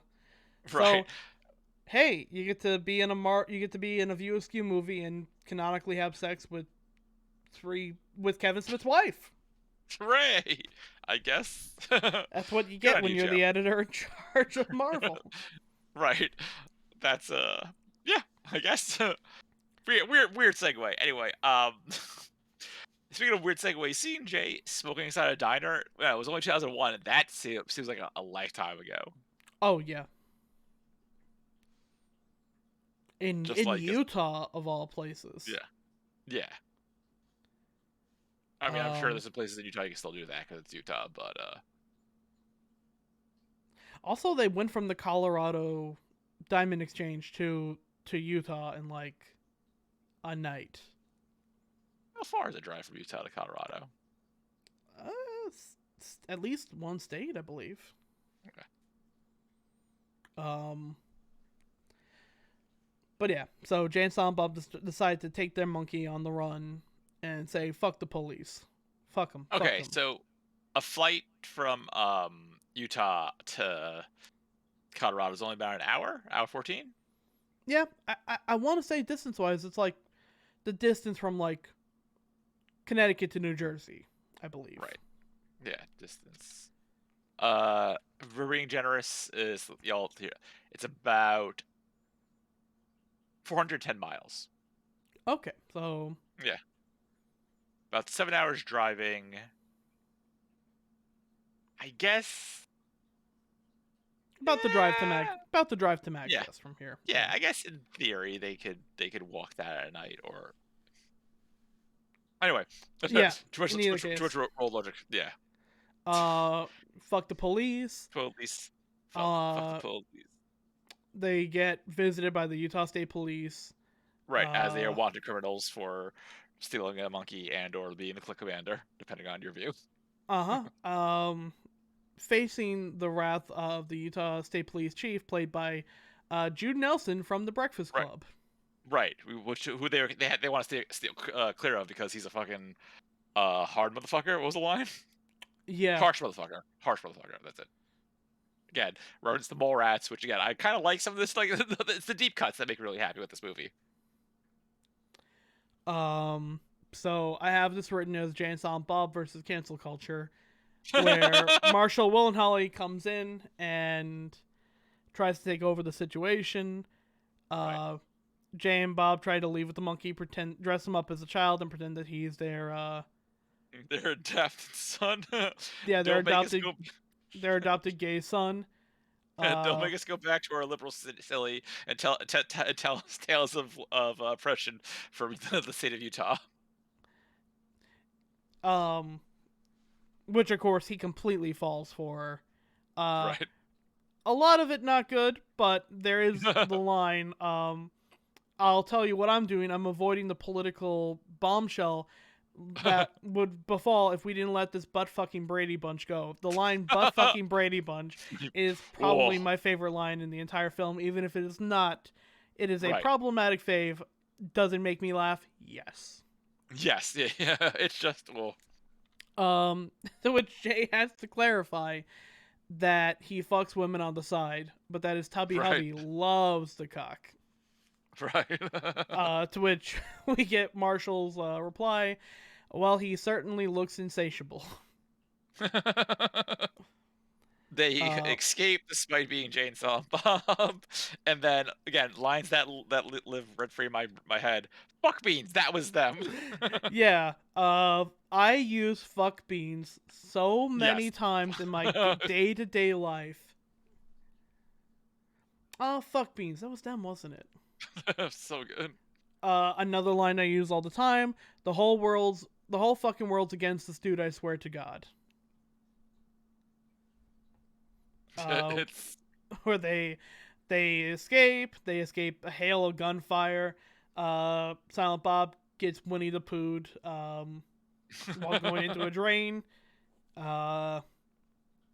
We get another The Fugitive reference when while basically being forced to stand over a waterfall by the Hoover Dam. that's where Millhouse died. I didn't kill my wife. I don't care. um, they have a little bit of a back and forth. Well, for the record, I ain't gay. Well, for the record, I knew that wasn't a little boy. And for the record, he loves the cock. The cock. Not the Again, best, but problematic yeah, faves, but it's the fuck delivery. if it still didn't make me laugh. It's just the delivery. They trick him into going over the falls. We get another great "oh fuck beans" from Will Ferrell. They go up, and Suzanne gets kidnapped by critters of Hollywood, and you get an entire movie's frustration from Kevin Smith, as while trying to basically mime to Jay what's going on. Right. He loses cool, grabs him, and screams, "The sign on the back of the truck said critters of Hollywood! You dumb fuck!" That you dumb fuck and the look in his face are 100% genuine. You cannot convince me otherwise. Oh yeah, no, I'm sure that line was that dialogue was different, and they just fucked it up. That was Like, that was Smith taking out all of his frustrations on Muse on camera. Right. Also, there was a great line when Jay is trying to 21 questions it, and he goes, "What? You have to take a shit? No, you have to take a salad." The line "you have to take a salad" is also very rent free in my head. Yes. Very. What a dumb line. Um, cut back to the police station where Judd Nelson, harsh motherfucker, is polishing his gun. Wilhelms has survived his fall down the big dam. And he has a. It cuts back to Oh, sorry. One of his buddies in FBI found a quote by Jane Silent Bob screaming about shitting in people's asses, as Mm-hmm. per his they're on Hinge ranting on the movie Poop Shoot. And Jane and Silent Bob have oral sex their way to Hollywood. Oh yeah, right. Yeah, Almost forget about that. it's pretty. I'm glad it was kind of like a wasn't spelled out for us. It's just Jay popping up and wiping off his jaw as she pats him on the head. Yep. Um, speaking of cameos, hey kids, it's Tracy Morgan. As as the cocaine dealer, Pumpkin Crack cocaine. Escobar. Yeah. The bit where they show each other like their dealer's IDs cards was very clever. The fact that they had James and Bob were talking about having to strike because they're in a union because they don't have health care was incredible. And if you look at their union cards, it is signed by Kevin Smith as president and Jason Mewes as Secretary of International Fellowship of Marijuana Distributors, Crack Cocaine Wholesaler, Artist, and Allied Crafts of the United States and Canada. That's so good. It is a fantastic line. Also, I love that Pumpkin Escobar has a cohort that never talks because if Right, he is the West Coast Jay and Silent Bob, he needs a Silent Bob. right. That's yeah. We get a nice bit where E News reads their comment but keeps saying expletive deleted. Right. Oh, Uh, also, there's before you go into the thing, Jay explains the entire plot to Tracy Morgan's character, and Morgan points out that 70% of his business is done in the Miramax lock. oh yeah. Also, the great line, man. I don't know what the fuck you're Fuck talking you. about, but I feel you. Um, so then we have them try and outwit a security guard, played by Diedrich Bader, which means Batman. that we now have two Batmans and a Joker working on this project. Right. Wait, two Batmans. Affleck. Oh yes, but the Ben, right? The Ben. I remember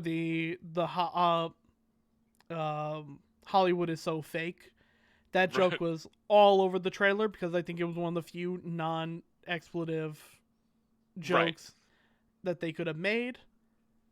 Right, because with this movie, the tagline was Hollywood had it coming. Yeah, not great in retrospect. Yeah, yeah.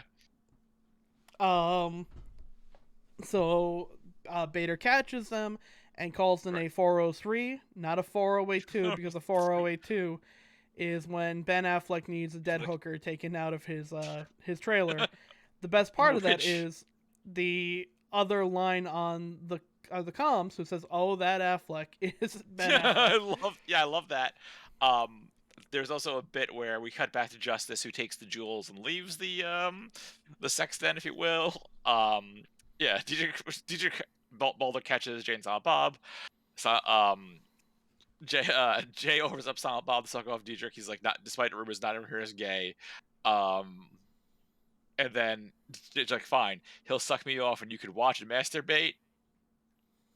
Which immediately gets him in, and then he Yeah, stops and goes, "All right, now before you finish, I just need you to say, oh, what a lovely tea party.'" God, that's definitely a reference to something, and I don't want to know the context for it. No, I think that was an original because when they had a making of for this, I believe it was called "Oh, what a lovely tea party." Yeah. Let's see. Uh, Jay knocks him out before any dicks can get sucked. Right. Makes fun of Silent Bob for it.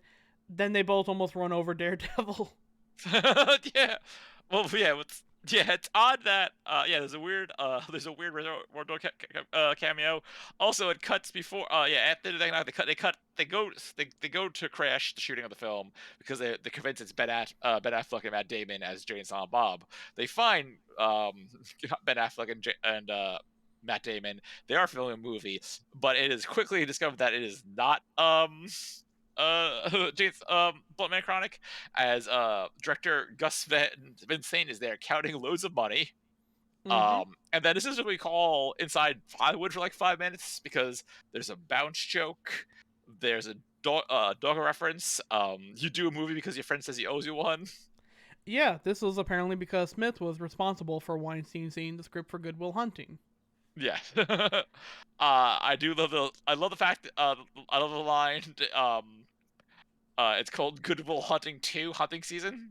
Yep. I so apparently when Affleck agreed to also redo Holden for the movie, Yeah. uh, Smith wanted two people to play Ben Affleck and Matt Damon in Hollywood instead of them playing themselves.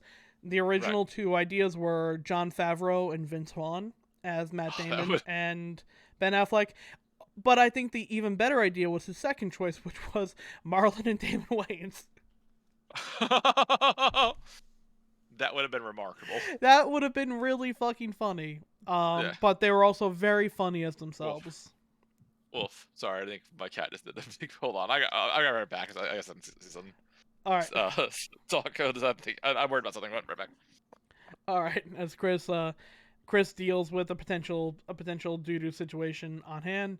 Uh, yeah, the idea the idea of Ben Affleck and Matt Damon being played by two of the Wayans brothers is a concept that just tickles me fucking pink.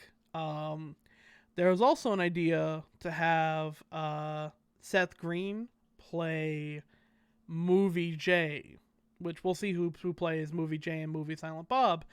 But the idea was to have Seth Green do it because back when So, Mallrats was being made, everything okay? so good news. Pixel did poop in the right spot. The problem was it was just like a big poopy and stuck up the apartment.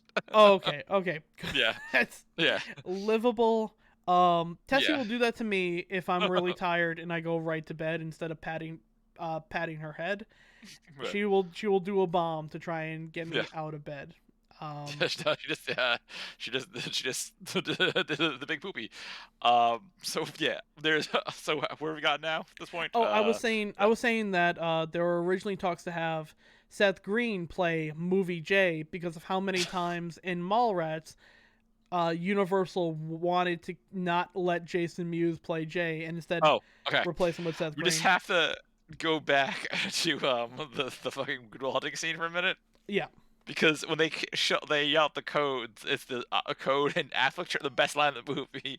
Affleck going just like no, it's not one of those because I wasn't with a hooker last night. Just like the look of the smug proudness on his own face. Jesus, Ben again. Was it me? Yeah. There's also then as they're escaping the Wes Craven channel. Wes Craven. It's not Shannon Elizabeth this time. Who was it? It's Shannon Nev Campbell. Doherty. Also, Shannon don't Elizabeth, forget the beautiful line applesauce bitch. yeah. It's hunting Wes season. Craven, the ET parody to the Daredevil thing, and then I like it. Like as I hit the ramp, the ad for content warning, sexual abuse term, Ben Affleck coming soon in Moonraper. Yeah, I have that written down as Uh-oh. Yeah, I really want to know what that movie's about. Um, we also so the Scream one is in particular even like better because Shannon Doherty, Right. obviously from Mallrats, and Wes Craven, who in Scream 3, Right. Jay and Silent Bob are characters. Yes. So that's kind of where that entire parody, how they got Wes Craven in the first place, and Wes Right. Craven knows people love monkeys. It's true.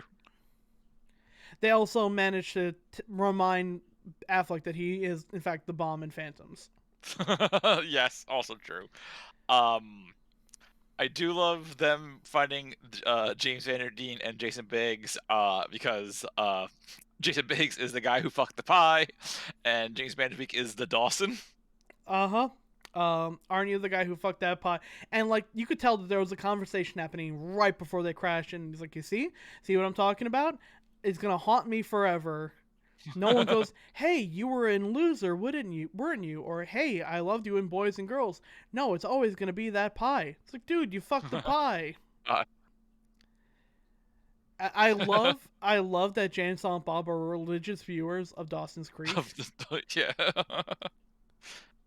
I also like the fact that they asked Jason Biggs if he got with Shannon Elizabeth on the set of American Pie, and no. And then he asked Jason Biggs if he ever got some, and he was like, "Well, funny story." Yeah, Shannon Elizabeth, who reminder is playing Justice. Yeah. Yeah. Um, also, Biggs fucking up the character names Silent Bill and Ray. Yeah. Damn it, Biggs, did you even read the script? There was a There was script? a script. There was a script. There was a script for this bullshit.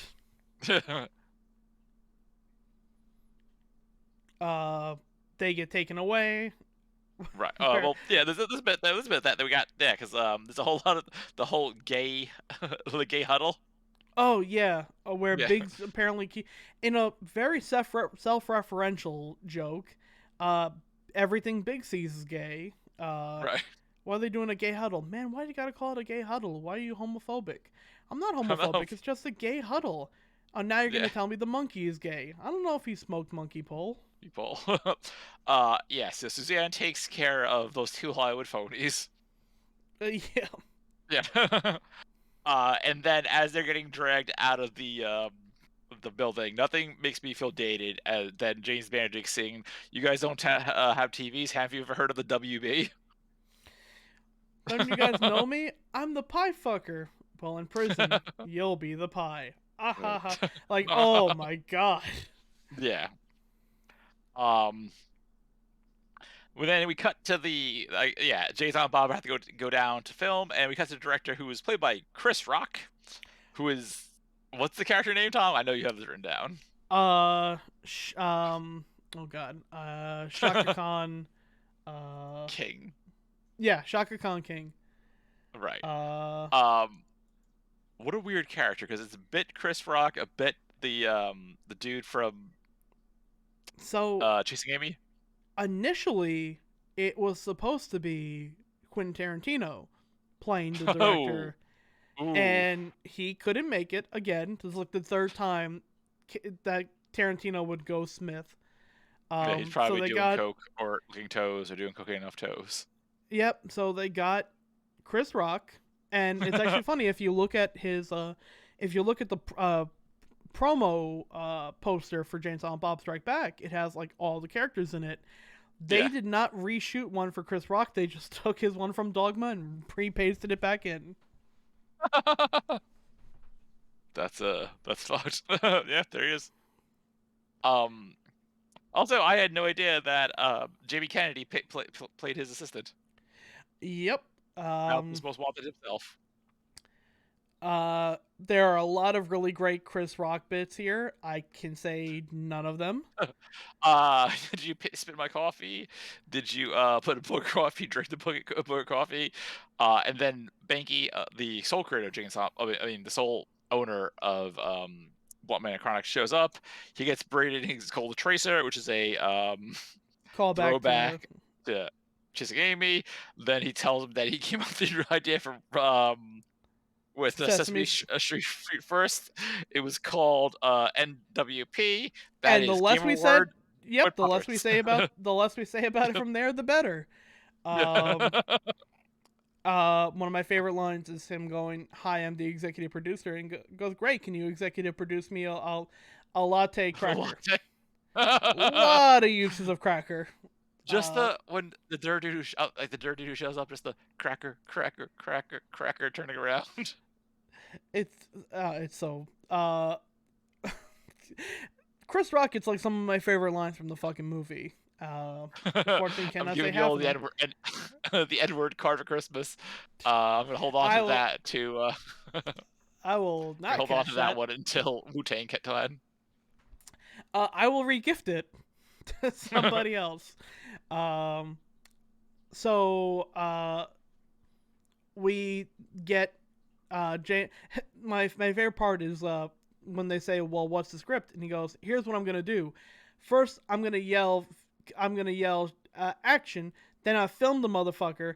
Then I say cut. Get the fuck on out of here. Go back to my trailer where there's a whole lot of white women who all want parts in my movies, and I know just the role." So they just literally yell action. They just stand there until Jay says Snoochie Boochies, and in knocks Cockknocker. Hey kids, it's Mark Hamill, which I love the giant font to point at that it's Mark Hamill. Mark Hamill was actually not the first choice for that. It was I supposed to feel be like David. It was supposed to be David Duchovny. that would have been incredible, but not the Uh, same. he was busy doing Evolution at the time. Ooh, Yep, bad choice. ooh, Bad choice on his part. ooh, There are a lot of ooh. very good lines as they fight Cockknocker, who Right, a couple also nice little throwbacks uses a dildo lightsaber because don't right, forget, Silent Bob was an electrical genius who fashioned all of his devices out of sex toys. right. Alright, also, I like the line, when they whip out the lightsabers, I think George Lucas is gonna sue somebody. Uh huh. The reference to Silent Bob having access to the Force as seen as, mole rats. Um, there's a great part when Silent Bob is lightsaber fighting Cockknocker Yeah. when Shaka yells out, "Dance pie fucker," because he Yeah, still thinks that they are Vanderbeek and Biggs. right. Um, so Marshall Mulholland shows up on scene and decides to go in guns blazing as he basically reenacts Bitch Hunter from 30 Rock The hit NBC drama, Bitch Hunter. as he breaks down the door, fires a shotgun right into Movie. Yeah, so we said it's a lot like, oh, people should be dead, but they're not scenes. Movie dead. Movie has a cartoon shotgun hole blasted to his tum tum. Kid looks through it and then movie drops dead. Yeah, I like Evolution too. Evolution is Orlando Jones. We're talking about people who are like criminally underutilized as actors. Orlando Jones, where the fuck? Why is this man not having like another fucking? Orlando Jones has the fucking has the what's his face? Who's the fucking dude? Tyler Perry has the career that Orlando Jones should have had. It, yeah, beautiful. Right there. Because There it is. goddamn, Yeah. Orlando Jones falls under the Mad TV actors who, goddamn it, should have had a better career. Right. Um, the guy from Office Space, whose name immediately escaped me. Not Jim Brewer. Oh no, Office Space. You're thinking I was thinking fucking Hold on. I think it was David. not Dave Chappelle. No, it's the guy who played Michael Bolton in Office Space. Oh. Oh, I know you're talking about now. Because I know he's David Herman, who Okay. like still gets like a lot of Mad TV actors got a lot of voice acting roles along with Phil Lamar and Right. Orlando Jones and Deborah Hill, which like we underutilized just how much good talent Mad TV had, Right. but despite it being like the biggest hit or miss sketch show Right. I mean, it's also out like there. the longest, like I feel like one of the longest SNL alternatives we've had for a while. Yeah, it was pretty much that. SCTV and Fridays were like Right, because like the big yeah, Mad TV alternatives, lasted 14 and years. all that too. Yeah. Right. Um, but Minus yeah, the one season. Yeah. uh, Um. there's a great line. God, this movie is gonna make House Party look like House Party 2. 32 or House Party 3. Shut the Shut fuck up. Yes. shut the fuck up. Lines that are funny to me and no one else. The line "Call me Darth Balls, bong." It's the best we'll get at fucking Jason Mewes trying to be badass, but I kind of love it.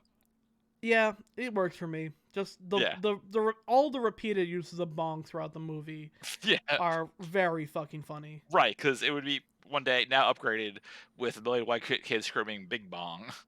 Yeah, Fuck your God, life.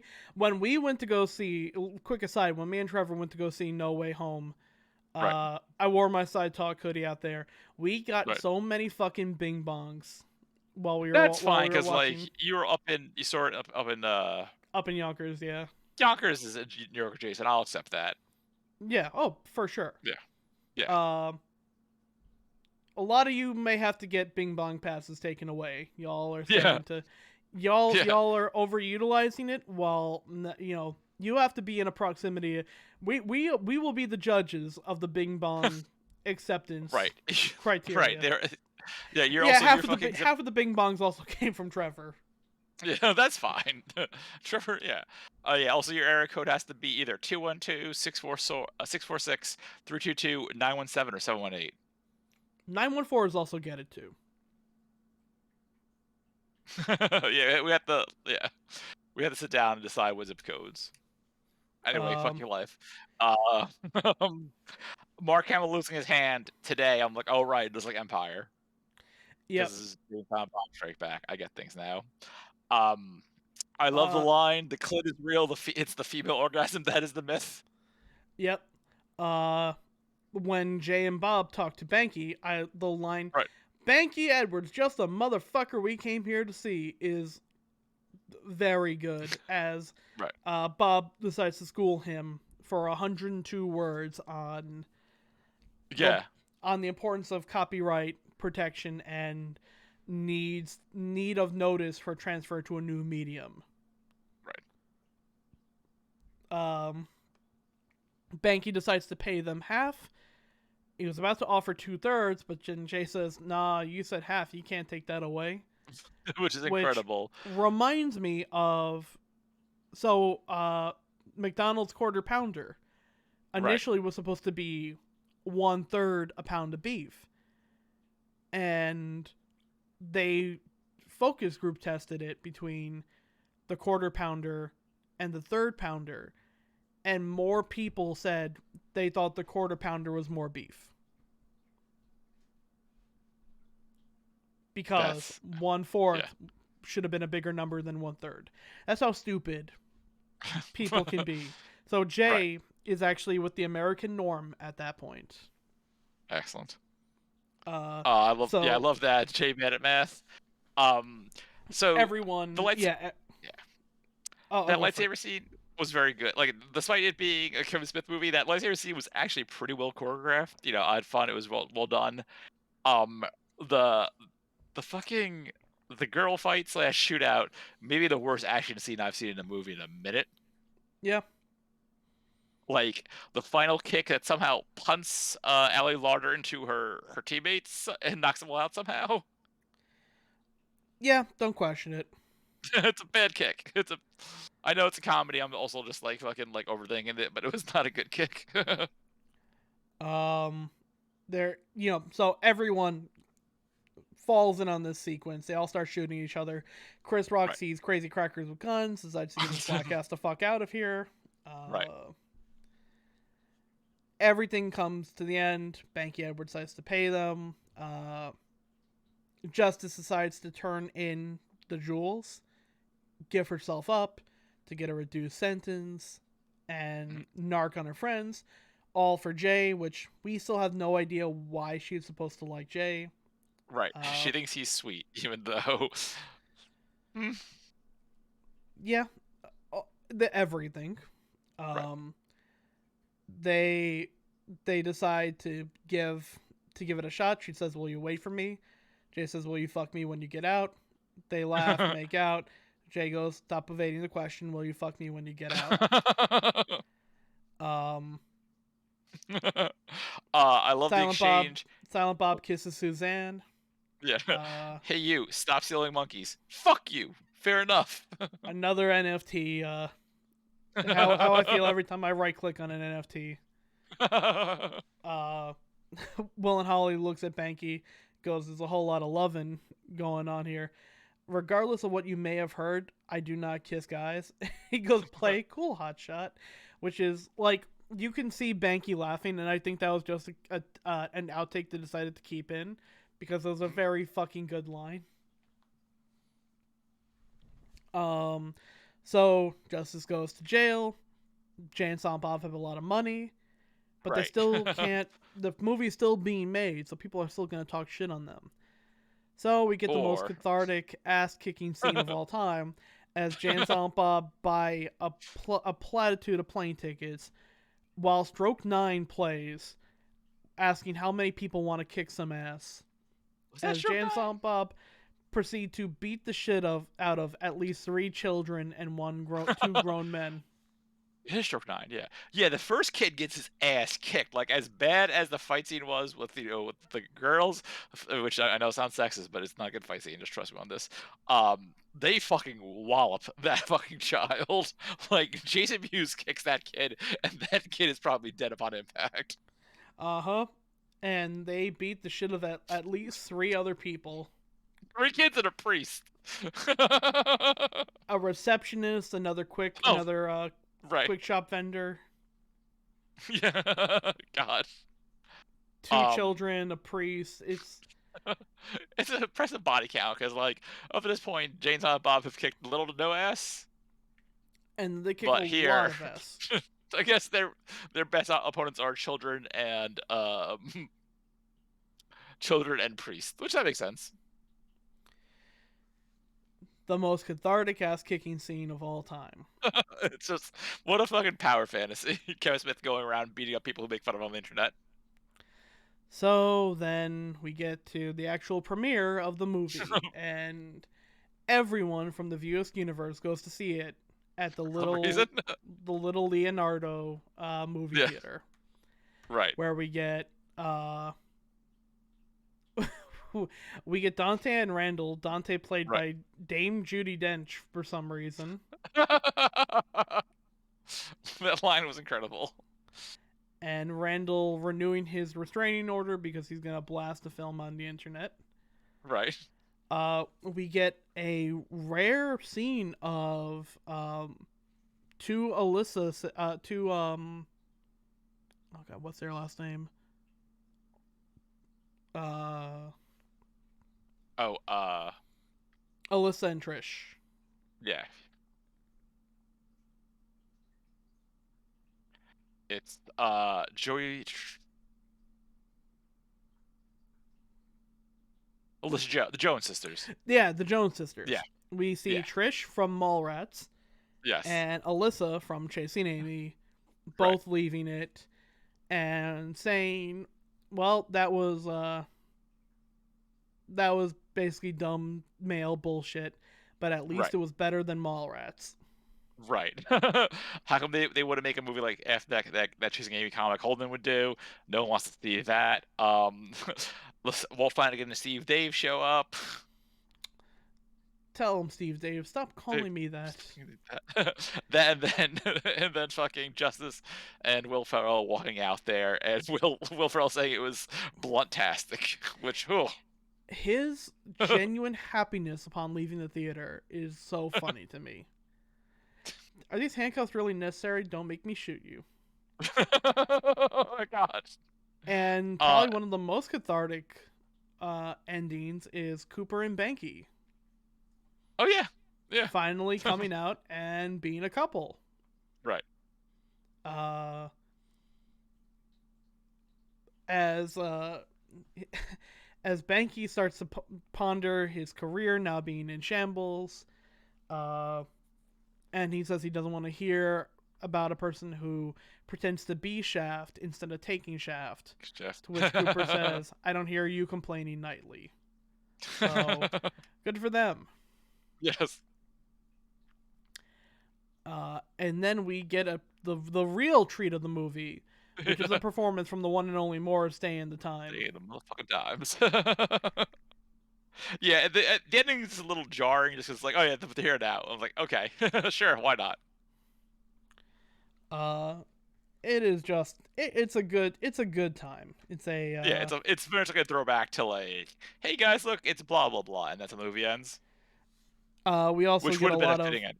yeah, also a nice little bit of cameos and Right, a lot of like outtakes, people just laughing right. mid shot, which are nice.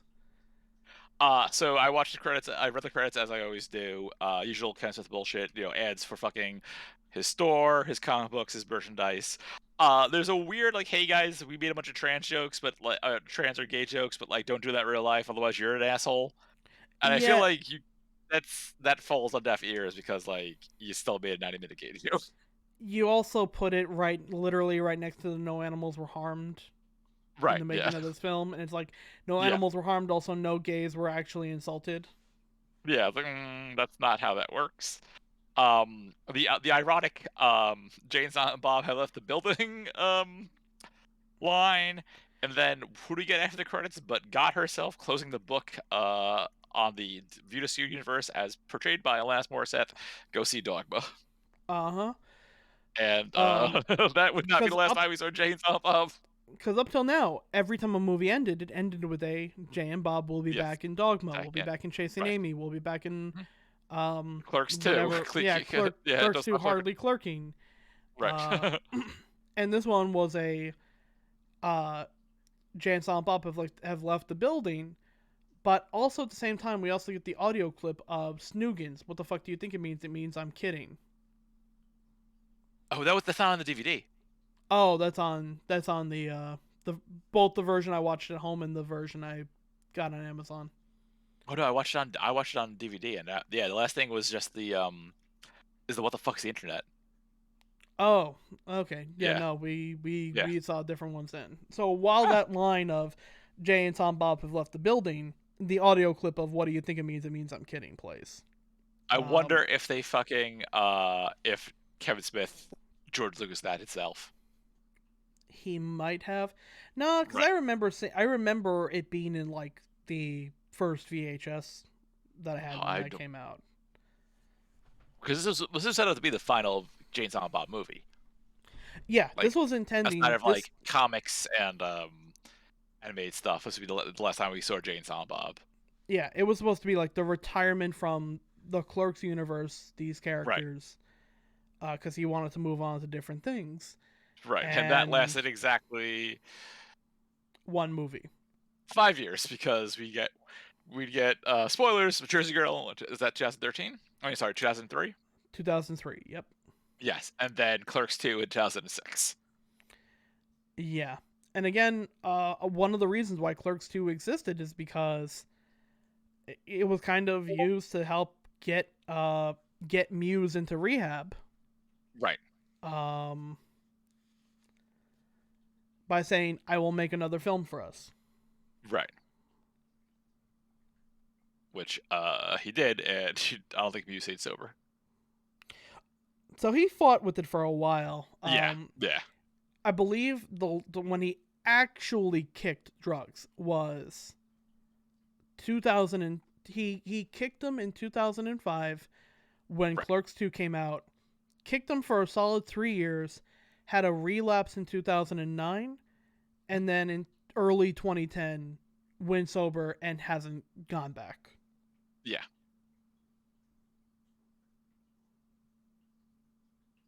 Yeah. Although he did, yeah. What's wild is that he was the mastermind behind the Jane Silent Bob Get Old podcast. Mm-hmm. That was actually made partially to keep basically as like rehab for Jay or like Yeah. a therapy. Yeah. Which good on him. All right, so we've officially finished season 1 of Shorts and Jorts, the Kevin Smith retrospective podcast. Let's rate these things. That'll be Yeah. fun. All right, so number 1, it has to be Dogma, right? Dogma, I believe, is the one that has held up the best after Yeah. all of these years. Yeah, I think Dogma. Dogma Yes. is a perfect combination of funny like old school Kevin Smith. Right. Like it was him without compromising his values. Right. Um but um like even like we said when we were hold on a second.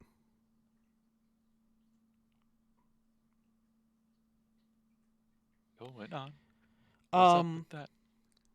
so Ooh. yeah. Uh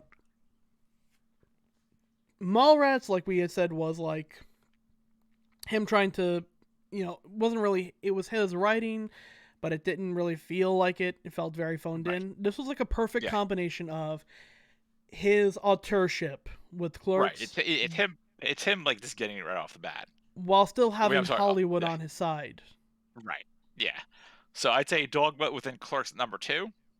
Dogma and Clerk, because Clerk still Yeah. holds up surprisingly well. Yes. Yeah. There's only Right. about a Sometimes. one or two handfuls of like Yeah. this hasn't aged well, but the Right. majority of Sometimes it, less is more. Yeah. yeah, So number 3, then we have to do Clerks animated series yeah.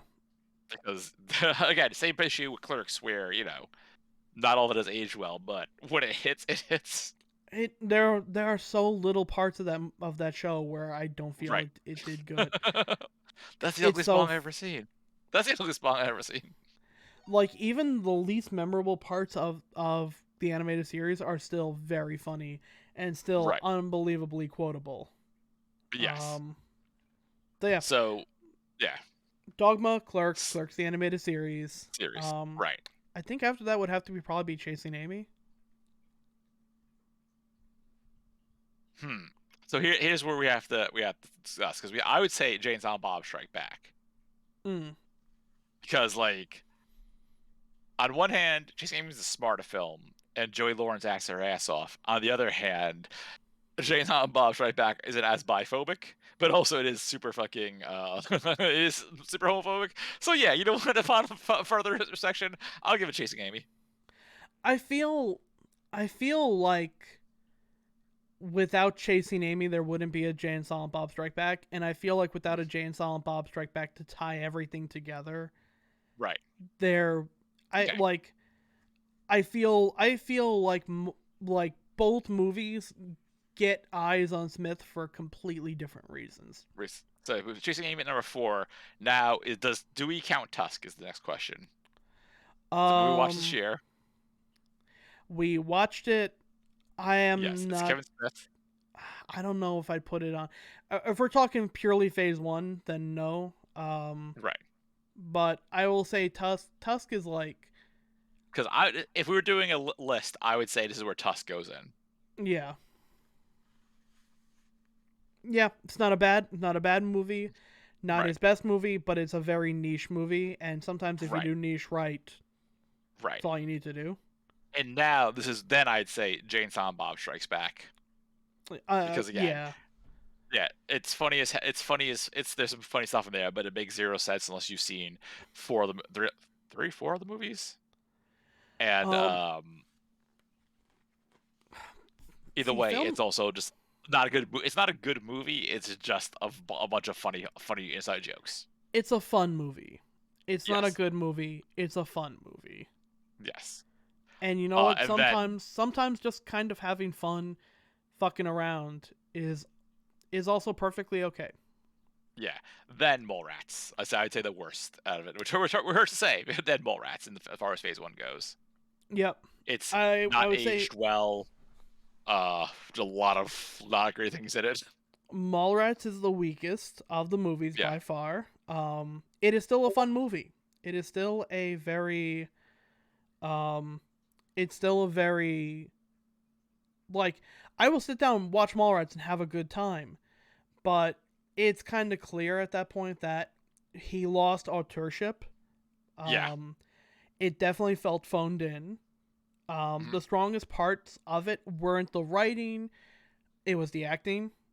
right, Like it, Jason Lee and Ben Affleck saved Mallrats. right, yeah, right. That movie, uh, that movie was good despite itself, you know. Yeah. Um, and then we're not going to rank Masters Universe because there's way too many moving pieces just to give to Kevin Smith. And bottom of the list, Clerks, the TV show. Oh, right, the Clerks pilot, right? Um, Oof, yeah, yeah, oof, starring Jim Brewer. Oof, oof, yeah, that we've got existed. Yeah, so we got Dogma, Clerks animated series, Chasing Amy, Tusk, Jay and Bob Strike Back, Mallrats, and the Clerks TV pilot for Phase One, with Masters of the Universe with honorable mentions, but not can't be ranked because of you know. But yeah, it's been a fun trip for the most part. I would say I enjoyed watching most of these. it's been a lot of fun. Yeah, Let's see. like Clerks TV pilot was hell. Mallrats was I was really excited to go back and watch Mallrats, and then I watched Mallrats. I was like, oh geez, Rick, not great.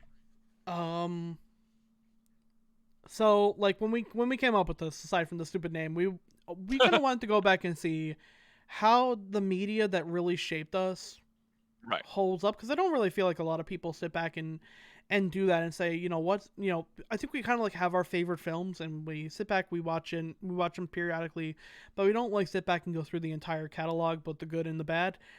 Next year is going to be really interesting for us because we're going to be tackling a whole lot right. of Kevin Smith films that like I personally haven't seen. Yeah, let's look at the list of fucking Kevin Smith movies we got next year. I mean, aside from like us figuring out what we're gonna do with other like non-Smith, because like at this point now, aside from, like Phase One Kevin Smith, if you will, the only TV we had to deal with was Clerks animated series, which is more of an extension of that. I mean, like, if we're being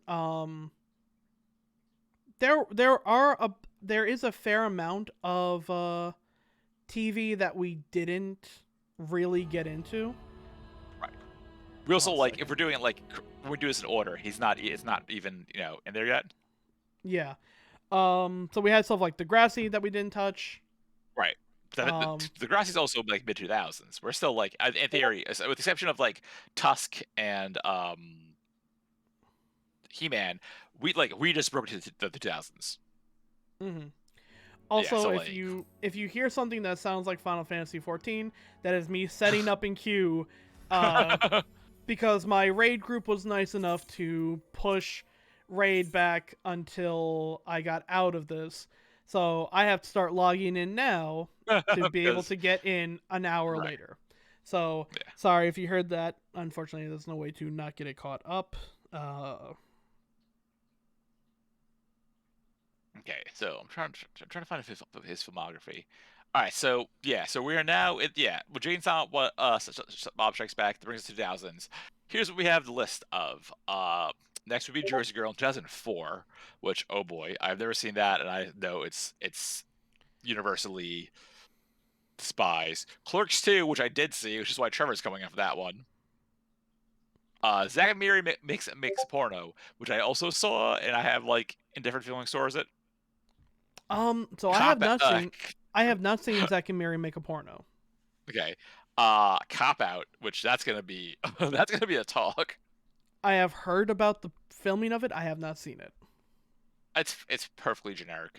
Red State, which I've heard good things about, I've not seen. It is a good Tusk, which one. we discussed. Yoga Housers, which Yoga which Housers is is going to be this a there is rough one. I haven't seen it, but I have seen an essay on Smith's horror films. Yeah, Yoga Housers is going to be a tough one. right. Uh, Yoga Housers might be on par with uh cartoon movie. yes. Oh, that one, which I forgot. That's not listed in his filmography for some reason. Probably Then because I don't Jane think he actually wrote it. I think he just acted in it. Jane Silent Bob reboot, Reboot I'm which looking forward to. I've watched Um 20 minutes of it. Time is nothing. that Clerks 3 supposedly next year, which would be a nice end to it on this, but we are really trying to time it out in we right, are praying for a right. nice Clerks 3 late September release. If Oh, literally if Clerks 3 happens just around the time of Extra Life, it will everything will sync up perfectly. so now going back into he was a writer on Jay and Silent Bob's Super Groovy cartoon movie. Yeah. Yikes. which I feel like that's got to be April next year. Yeah, well, people donated for it. We will be doing an extra podcast Yeah, for that because one in particular. technically, Um, technically it would be Cop Out, Red State, and then Jay and Silent Bob Super Guru cartoon movie. Which yeah. So here's what we're probably gonna do for that, because right. I feel like there isn't much we could say about it other than playing the I can't even I can't do anything better than playing the clip that we showed.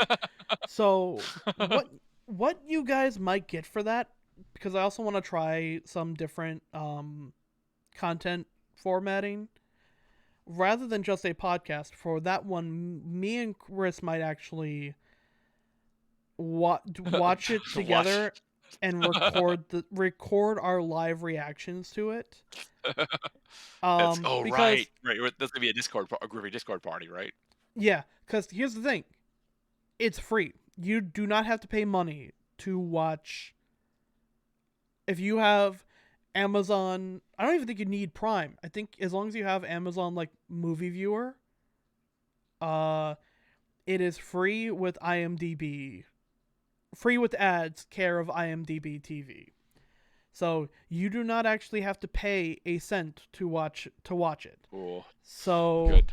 we may release this as a separate MP3 with our live commentary of it that you can watch alongside the movie. God, Because that's gonna otherwise, be. I really don't think like it's like watching a video of a person taking a shit. You can talk about it before or after it happens, but it really won't. Some things you just have to kind of do live to really get God, that I'm looking up right now. effect. This is fucking.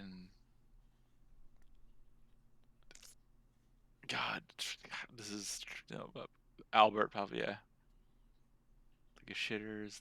God, some of these names are just oof, They oof.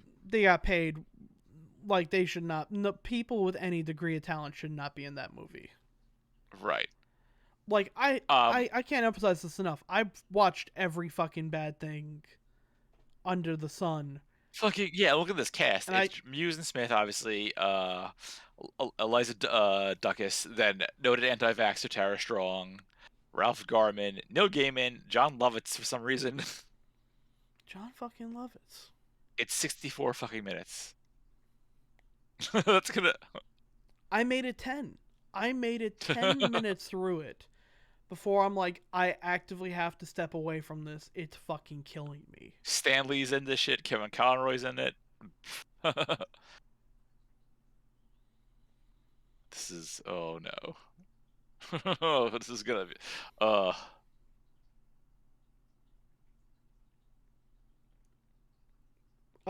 Like between it and Yoga Housers are going to be the two toughest ones Yeah, that we've had to cover yet.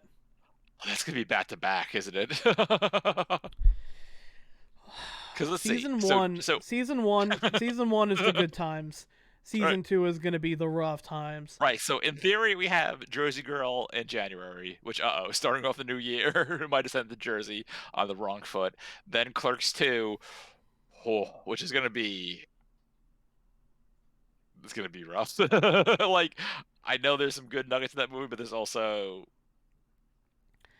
taking the Clerks phrase two, back. Clerks two, I believe, can be best described as woefully misguided. Right. Then Zack and Miri make a porno, which is this gonna be heart like Toothless, I think. I think the big one that's like, oh yeah, yeah, okay, cool, whatever. Cop Out is also going to be us giggling about Kevin Smith and Bruce Willis just being pieces to each other. Yeah. Red State should be fine. I'm excited for Red State. Um, then we have Tusk is then we have cartoon movie and Yoga Houses, which may break us. That may be the 1-2 hit count that breaks us. That will certainly be like when we pitched this podcast. Those were the two that I knew were going to Right. be the biggest challenges. Like people I are like, didn't know Jersey Girl, Jersey Girl's gonna feel like fucking paradise once. So it's funny. I was telling my brother-in-law about us doing that. He's like, "I'm really excited for you guys to watch Jersey Girl," and I was like, Wait, why? Apparently, there's some YouTube video essay out there who has the argument that Jersey Girl is actually Kevin Smith's best movie in terms of like production, the way it's shot and whatnot. It's just like it's his first non-view skewed universe, so it gets a bad rap. Uh-huh. It's So I've never seen it before, so I'm excited to see it from like that angle. But also, as I take my shoes off on stream, don't mind me, sorry. But I don't. I'm not sure it's gonna be a good movie. it is it's like when you have a coworker who just had a kid and they want to show you Oh no. pictures of their kid, Oh and it's like, theoretically, I'm really happy for you. I'm glad this is something you get to be a part of, and I can tell you're really excited for it. I am. I feel like Dennis Reynolds describing emotions, because it's like, that's in theory, I understand how you're feeling, and I'm right. really happy for you. I cannot relate in the slightest because I do not want any kids. Yeah. Yeah, it's gonna be wild. Yeah, yeah, like it may be in the like maybe well-meaning Kevin Smith time, but the results aren't what he wants. Because it might be his most personal film that he's Right, made, but right. it's just not all that good. Yeah. I'll say one thing: we're not doing the podcast because that is 200 episodes, and that's just too Yeah. much. Also, or us reviewing podcasts would be insufferable. It's talking Uh, about talking. yeah. We will probably bring in, kind of like how in Tusk we brought a lot of podcast material into it. Right, It's actually right. going to be probably the biggest saving grace, I think, for the content that we're going to be going in season 2. Because, like, as y'all know, as far as a lot of this goes, I've been the one to kind of do a little bit of the because Chris definitely lives through more of this in the moment. Chris is old. Um, We get it. no, I'm not even being snarky about that. It's just Chris. Snarky. I didn't really start getting into like forums in general until about 2005. Ah, So when I think of Clerks and Mallrats and Chasing Amy, it's me and Vinny right. watching it in my house. Yeah. So like a whole lot of the at the time, I didn't really get I wasn't really there for it. So Right. my thing has been more kind of like going in like a historian, going in and looking for like um finding stuff that the little known facts, the Right. trying to like a lot of what I've been doing is actually looking for like interviews with Smith and other like Scott Moser and Right. whatnot around the release of each film and kind of seeing how they felt about it at the time. Uh, Either that or a lot of these movies had their, um, in some cases, 30th to um, 25th to 20th anniversary Yeah. in the past 5 years, and seeing retrospective pieces other people had put out on these mediums. It's kind of been hard to find actual source material from Smith himself unless he went and did an interview. And usually for those, it was either the more, big name films like Dogma, or it was retrospectives on Clerks. But for everything from 2005 onwards, we have literal hours of podcast commentary Right. for every single one of these, that we get a whole hell of a lot of Smith talking about making each of these films and why he did it and what was his mindset, and that's going to be what's going to carry our asses. Yeah.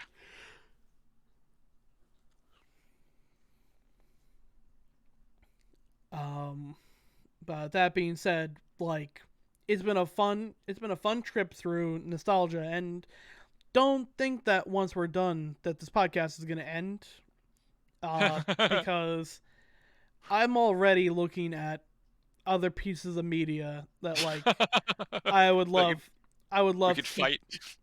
fight. I want to do a like little, hey, like if you guys keep donating for it on Extra Life, we'll keep this train going. Right, we're $170 away from the Guys and Pies, our American Pie.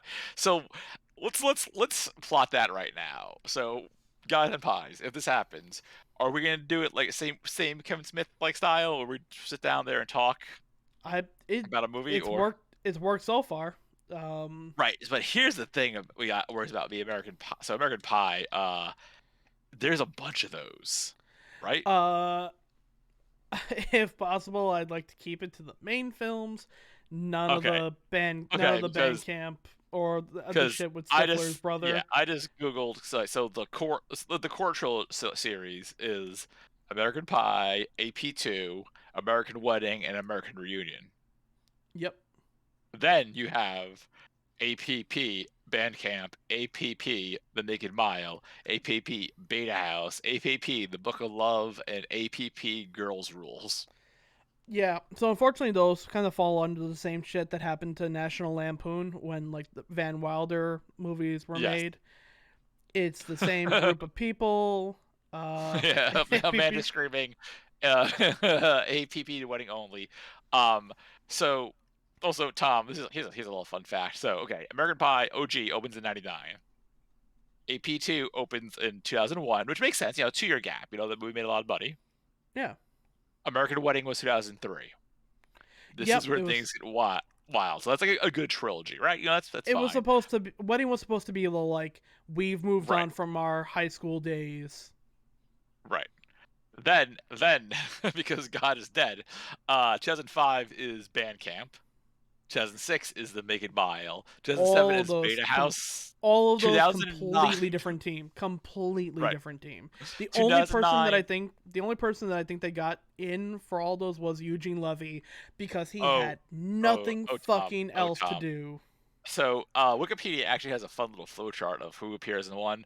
So 2009 is Book of Love. Then 2012 is American Reunion, and 2020 it was American Pie Presents Girls Rules.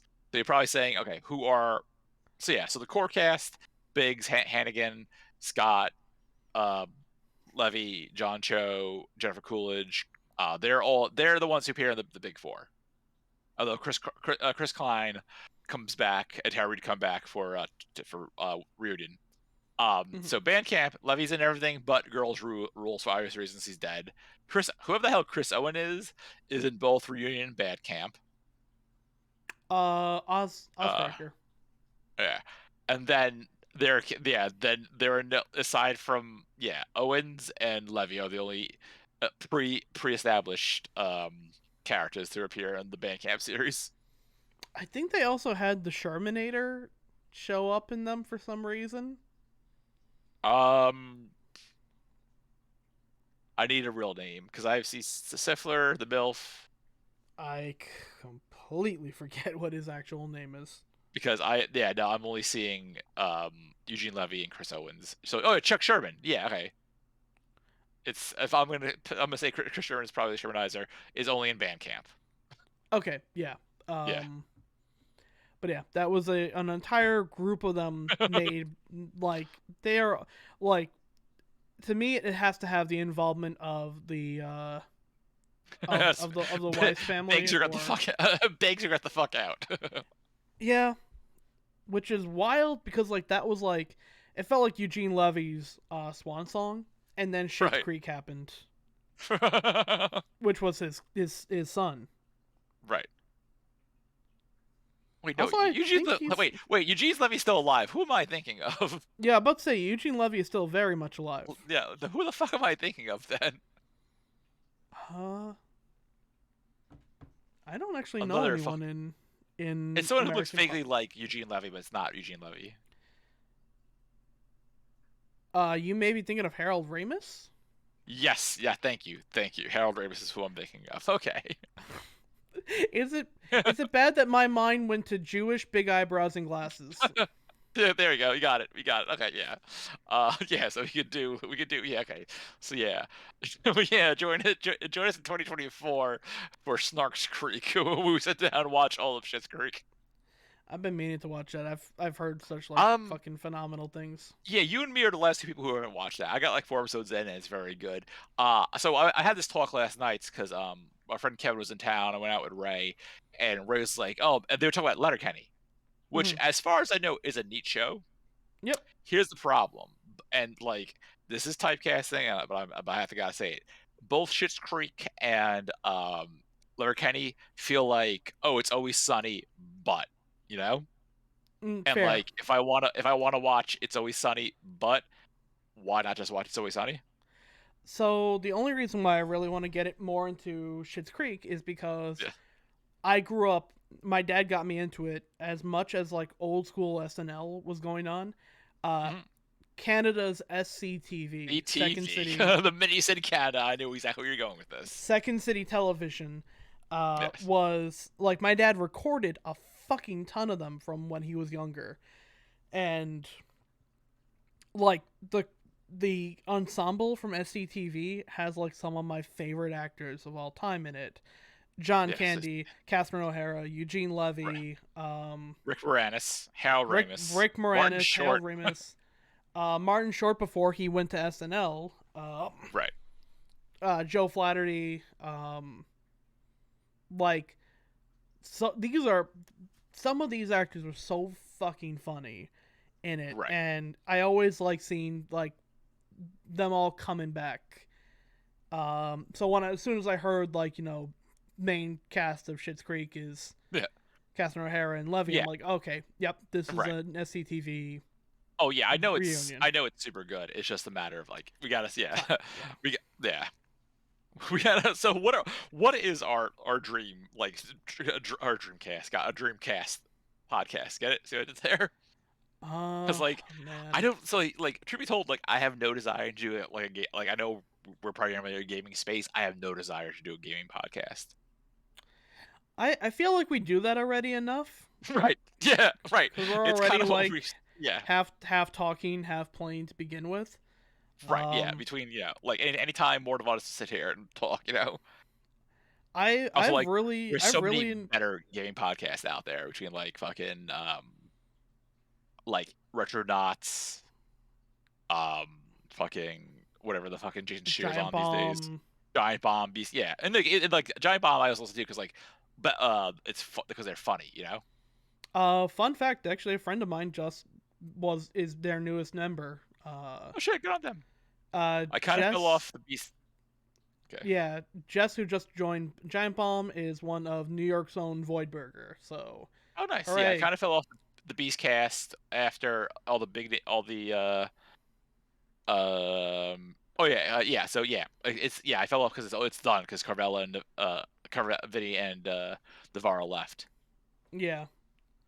because the New York office doesn't exist anymore. Um.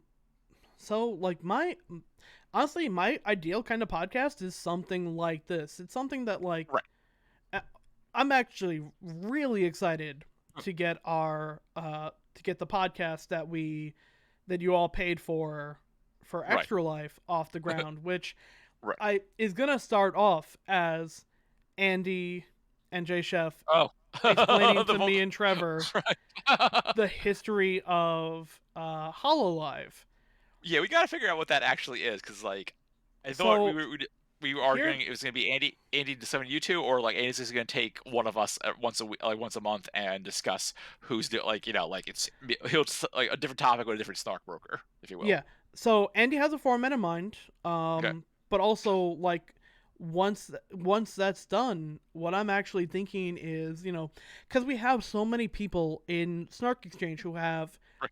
niche interests or Okay. like Yeah. um like Andy is super into Hololive and knows more about Right. this than like I ever could. And this Right. actually is not only relating to just this, but like if I had any questions about any like back when I was streaming League of Legends, when I played it for like the very period of time, honestly, the most fun I had with League of Legends was like I would read guides online and not get any of it, and I would go to Andy and be like, "Hey, can you explain what I should be doing here?" I'm just And thinking of that fucking YouTube clip we have of us the hiring process for Chris yeah, HR. Yeah, it's like you said. Andy said, "What do you guys know about esports?" And we said, "Do what now?" And he said, "Cool, I'm hired." Yeah, like honestly, it's always to me. I love hearing about someone who's very into something, Yeah, talking about their love, and yeah, like to me, it's I don't even like. I may not even care about the subject, but I love hearing people who are enthusiastic about something going and talking about what they're enthusiastic about. And mhm, like when we do it, we're gonna be we're gonna be snarky. We're gonna be right, we're gonna be ourselves. But also, I am like genuinely interested as right, someone who has like no interest on his own to go and find out anything about Hololive. I really right, want to hear. I'm genuinely excited to hear Chef's explanation of this to us. right. Because it does And feel like it just came out of nowhere during the pandemic, and I'm sure I'm wrong, well, but it like, yeah, it came because I genuinely loved anytime Andy talked about it, and Trevor obviously has a reason for it. It's not. It has nothing to do with like there were a bunch of Hololive people who played GTA mirrored right, N words and right, like uh I don't know why I found so much like why I found it so funny of just like Trevor giving the side eye anytime VTubers came up. So to me it's like it's a perfect opportunity to both a give a genuine explanation of like because I'm sure we're not the only people who are like I only know from Hololive what I've seen people online post.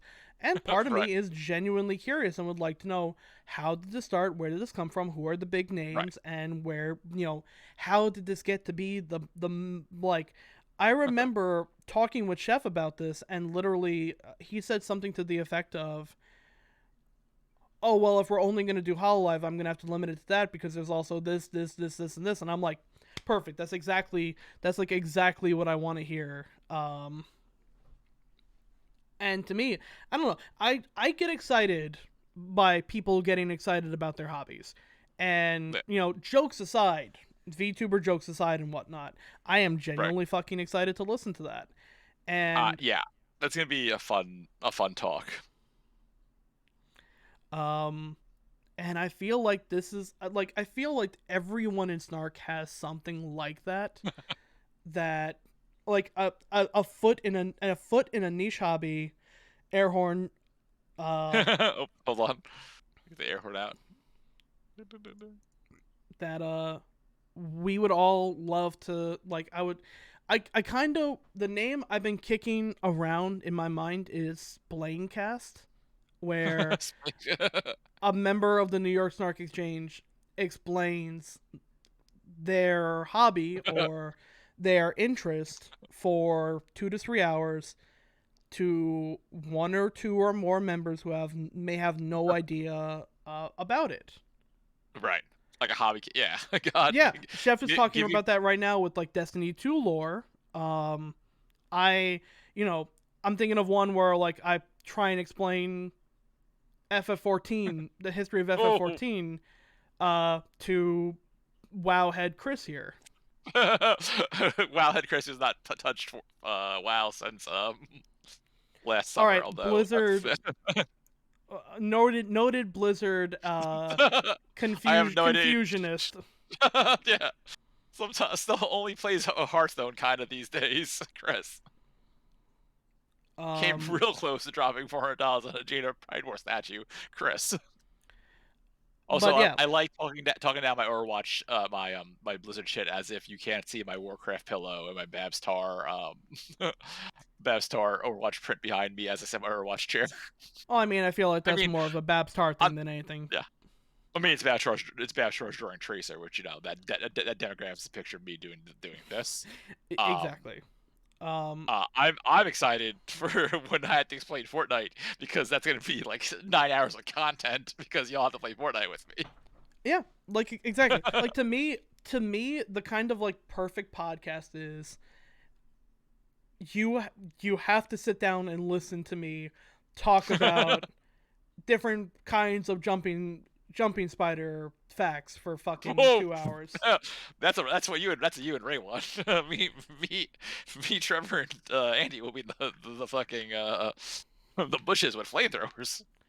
Yeah, but like I don't know, that to me is like that is like that's Yeah, like no, to me like I definitely get the yeah. the perfect kind of appeal of a podcast is something like that. You get Right. a little bit of a person Yeah. trying to explain, and almost like to me like the a person who's in detention who can't get out of hearing this lecture, so they have to sit through it.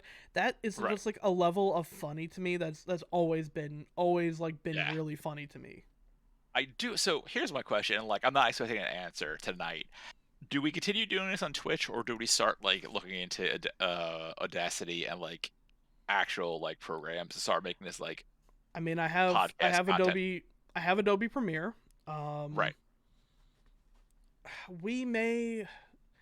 So one thing I do actually want to look into is doing more like I said, the entirety of season 1 will be released before the year is over, and that'll be on Right. YouTube. Um, uh, it we didn't actually know how we were gonna do it. We kind Yeah. of stuck with Twitch because that's what we Yeah. knew. Right. Um, the only problem with doing it not on Twitch is the production value that goes into it is a very time consuming process. But I also know Right. that we have multiple people who have offered to Right. help So us it's like with that. this is where, I take off like, jokey hat Chris and become analyst Chris for a minute. Because all right, so here's like a behind the scenes thing with whatnot. Because like, okay, so like yeah, like doing like Andy wants to do his thing on here because he wants to use visuals and whatnot. And which is fine. I'm not gonna say he's wrong. Here's my concern, not so much with Andy's thing in general though.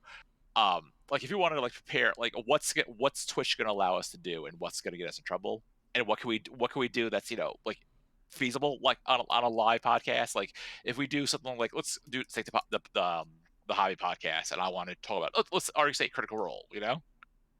Mhm. It's gonna be really hard for me to queue up audio that you could hear. Like I have to worry about you hearing it and then the audience hearing it.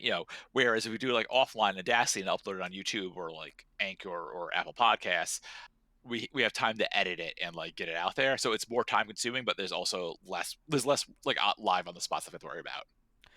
I mean, I also know how to work that to literally get like live music and whatnot in. Right, but then like So is that gonna get like what's gonna violate Twitch's policy, what's not, true. Yeah. Basically, the only thing that I try and avoid with this, and I'd say a lot of people know this already. The New York Snark Exchange started as a podcast That's podcast, right? before we even touched Twitch. We Right. were a podcast to begin with, Mhm. and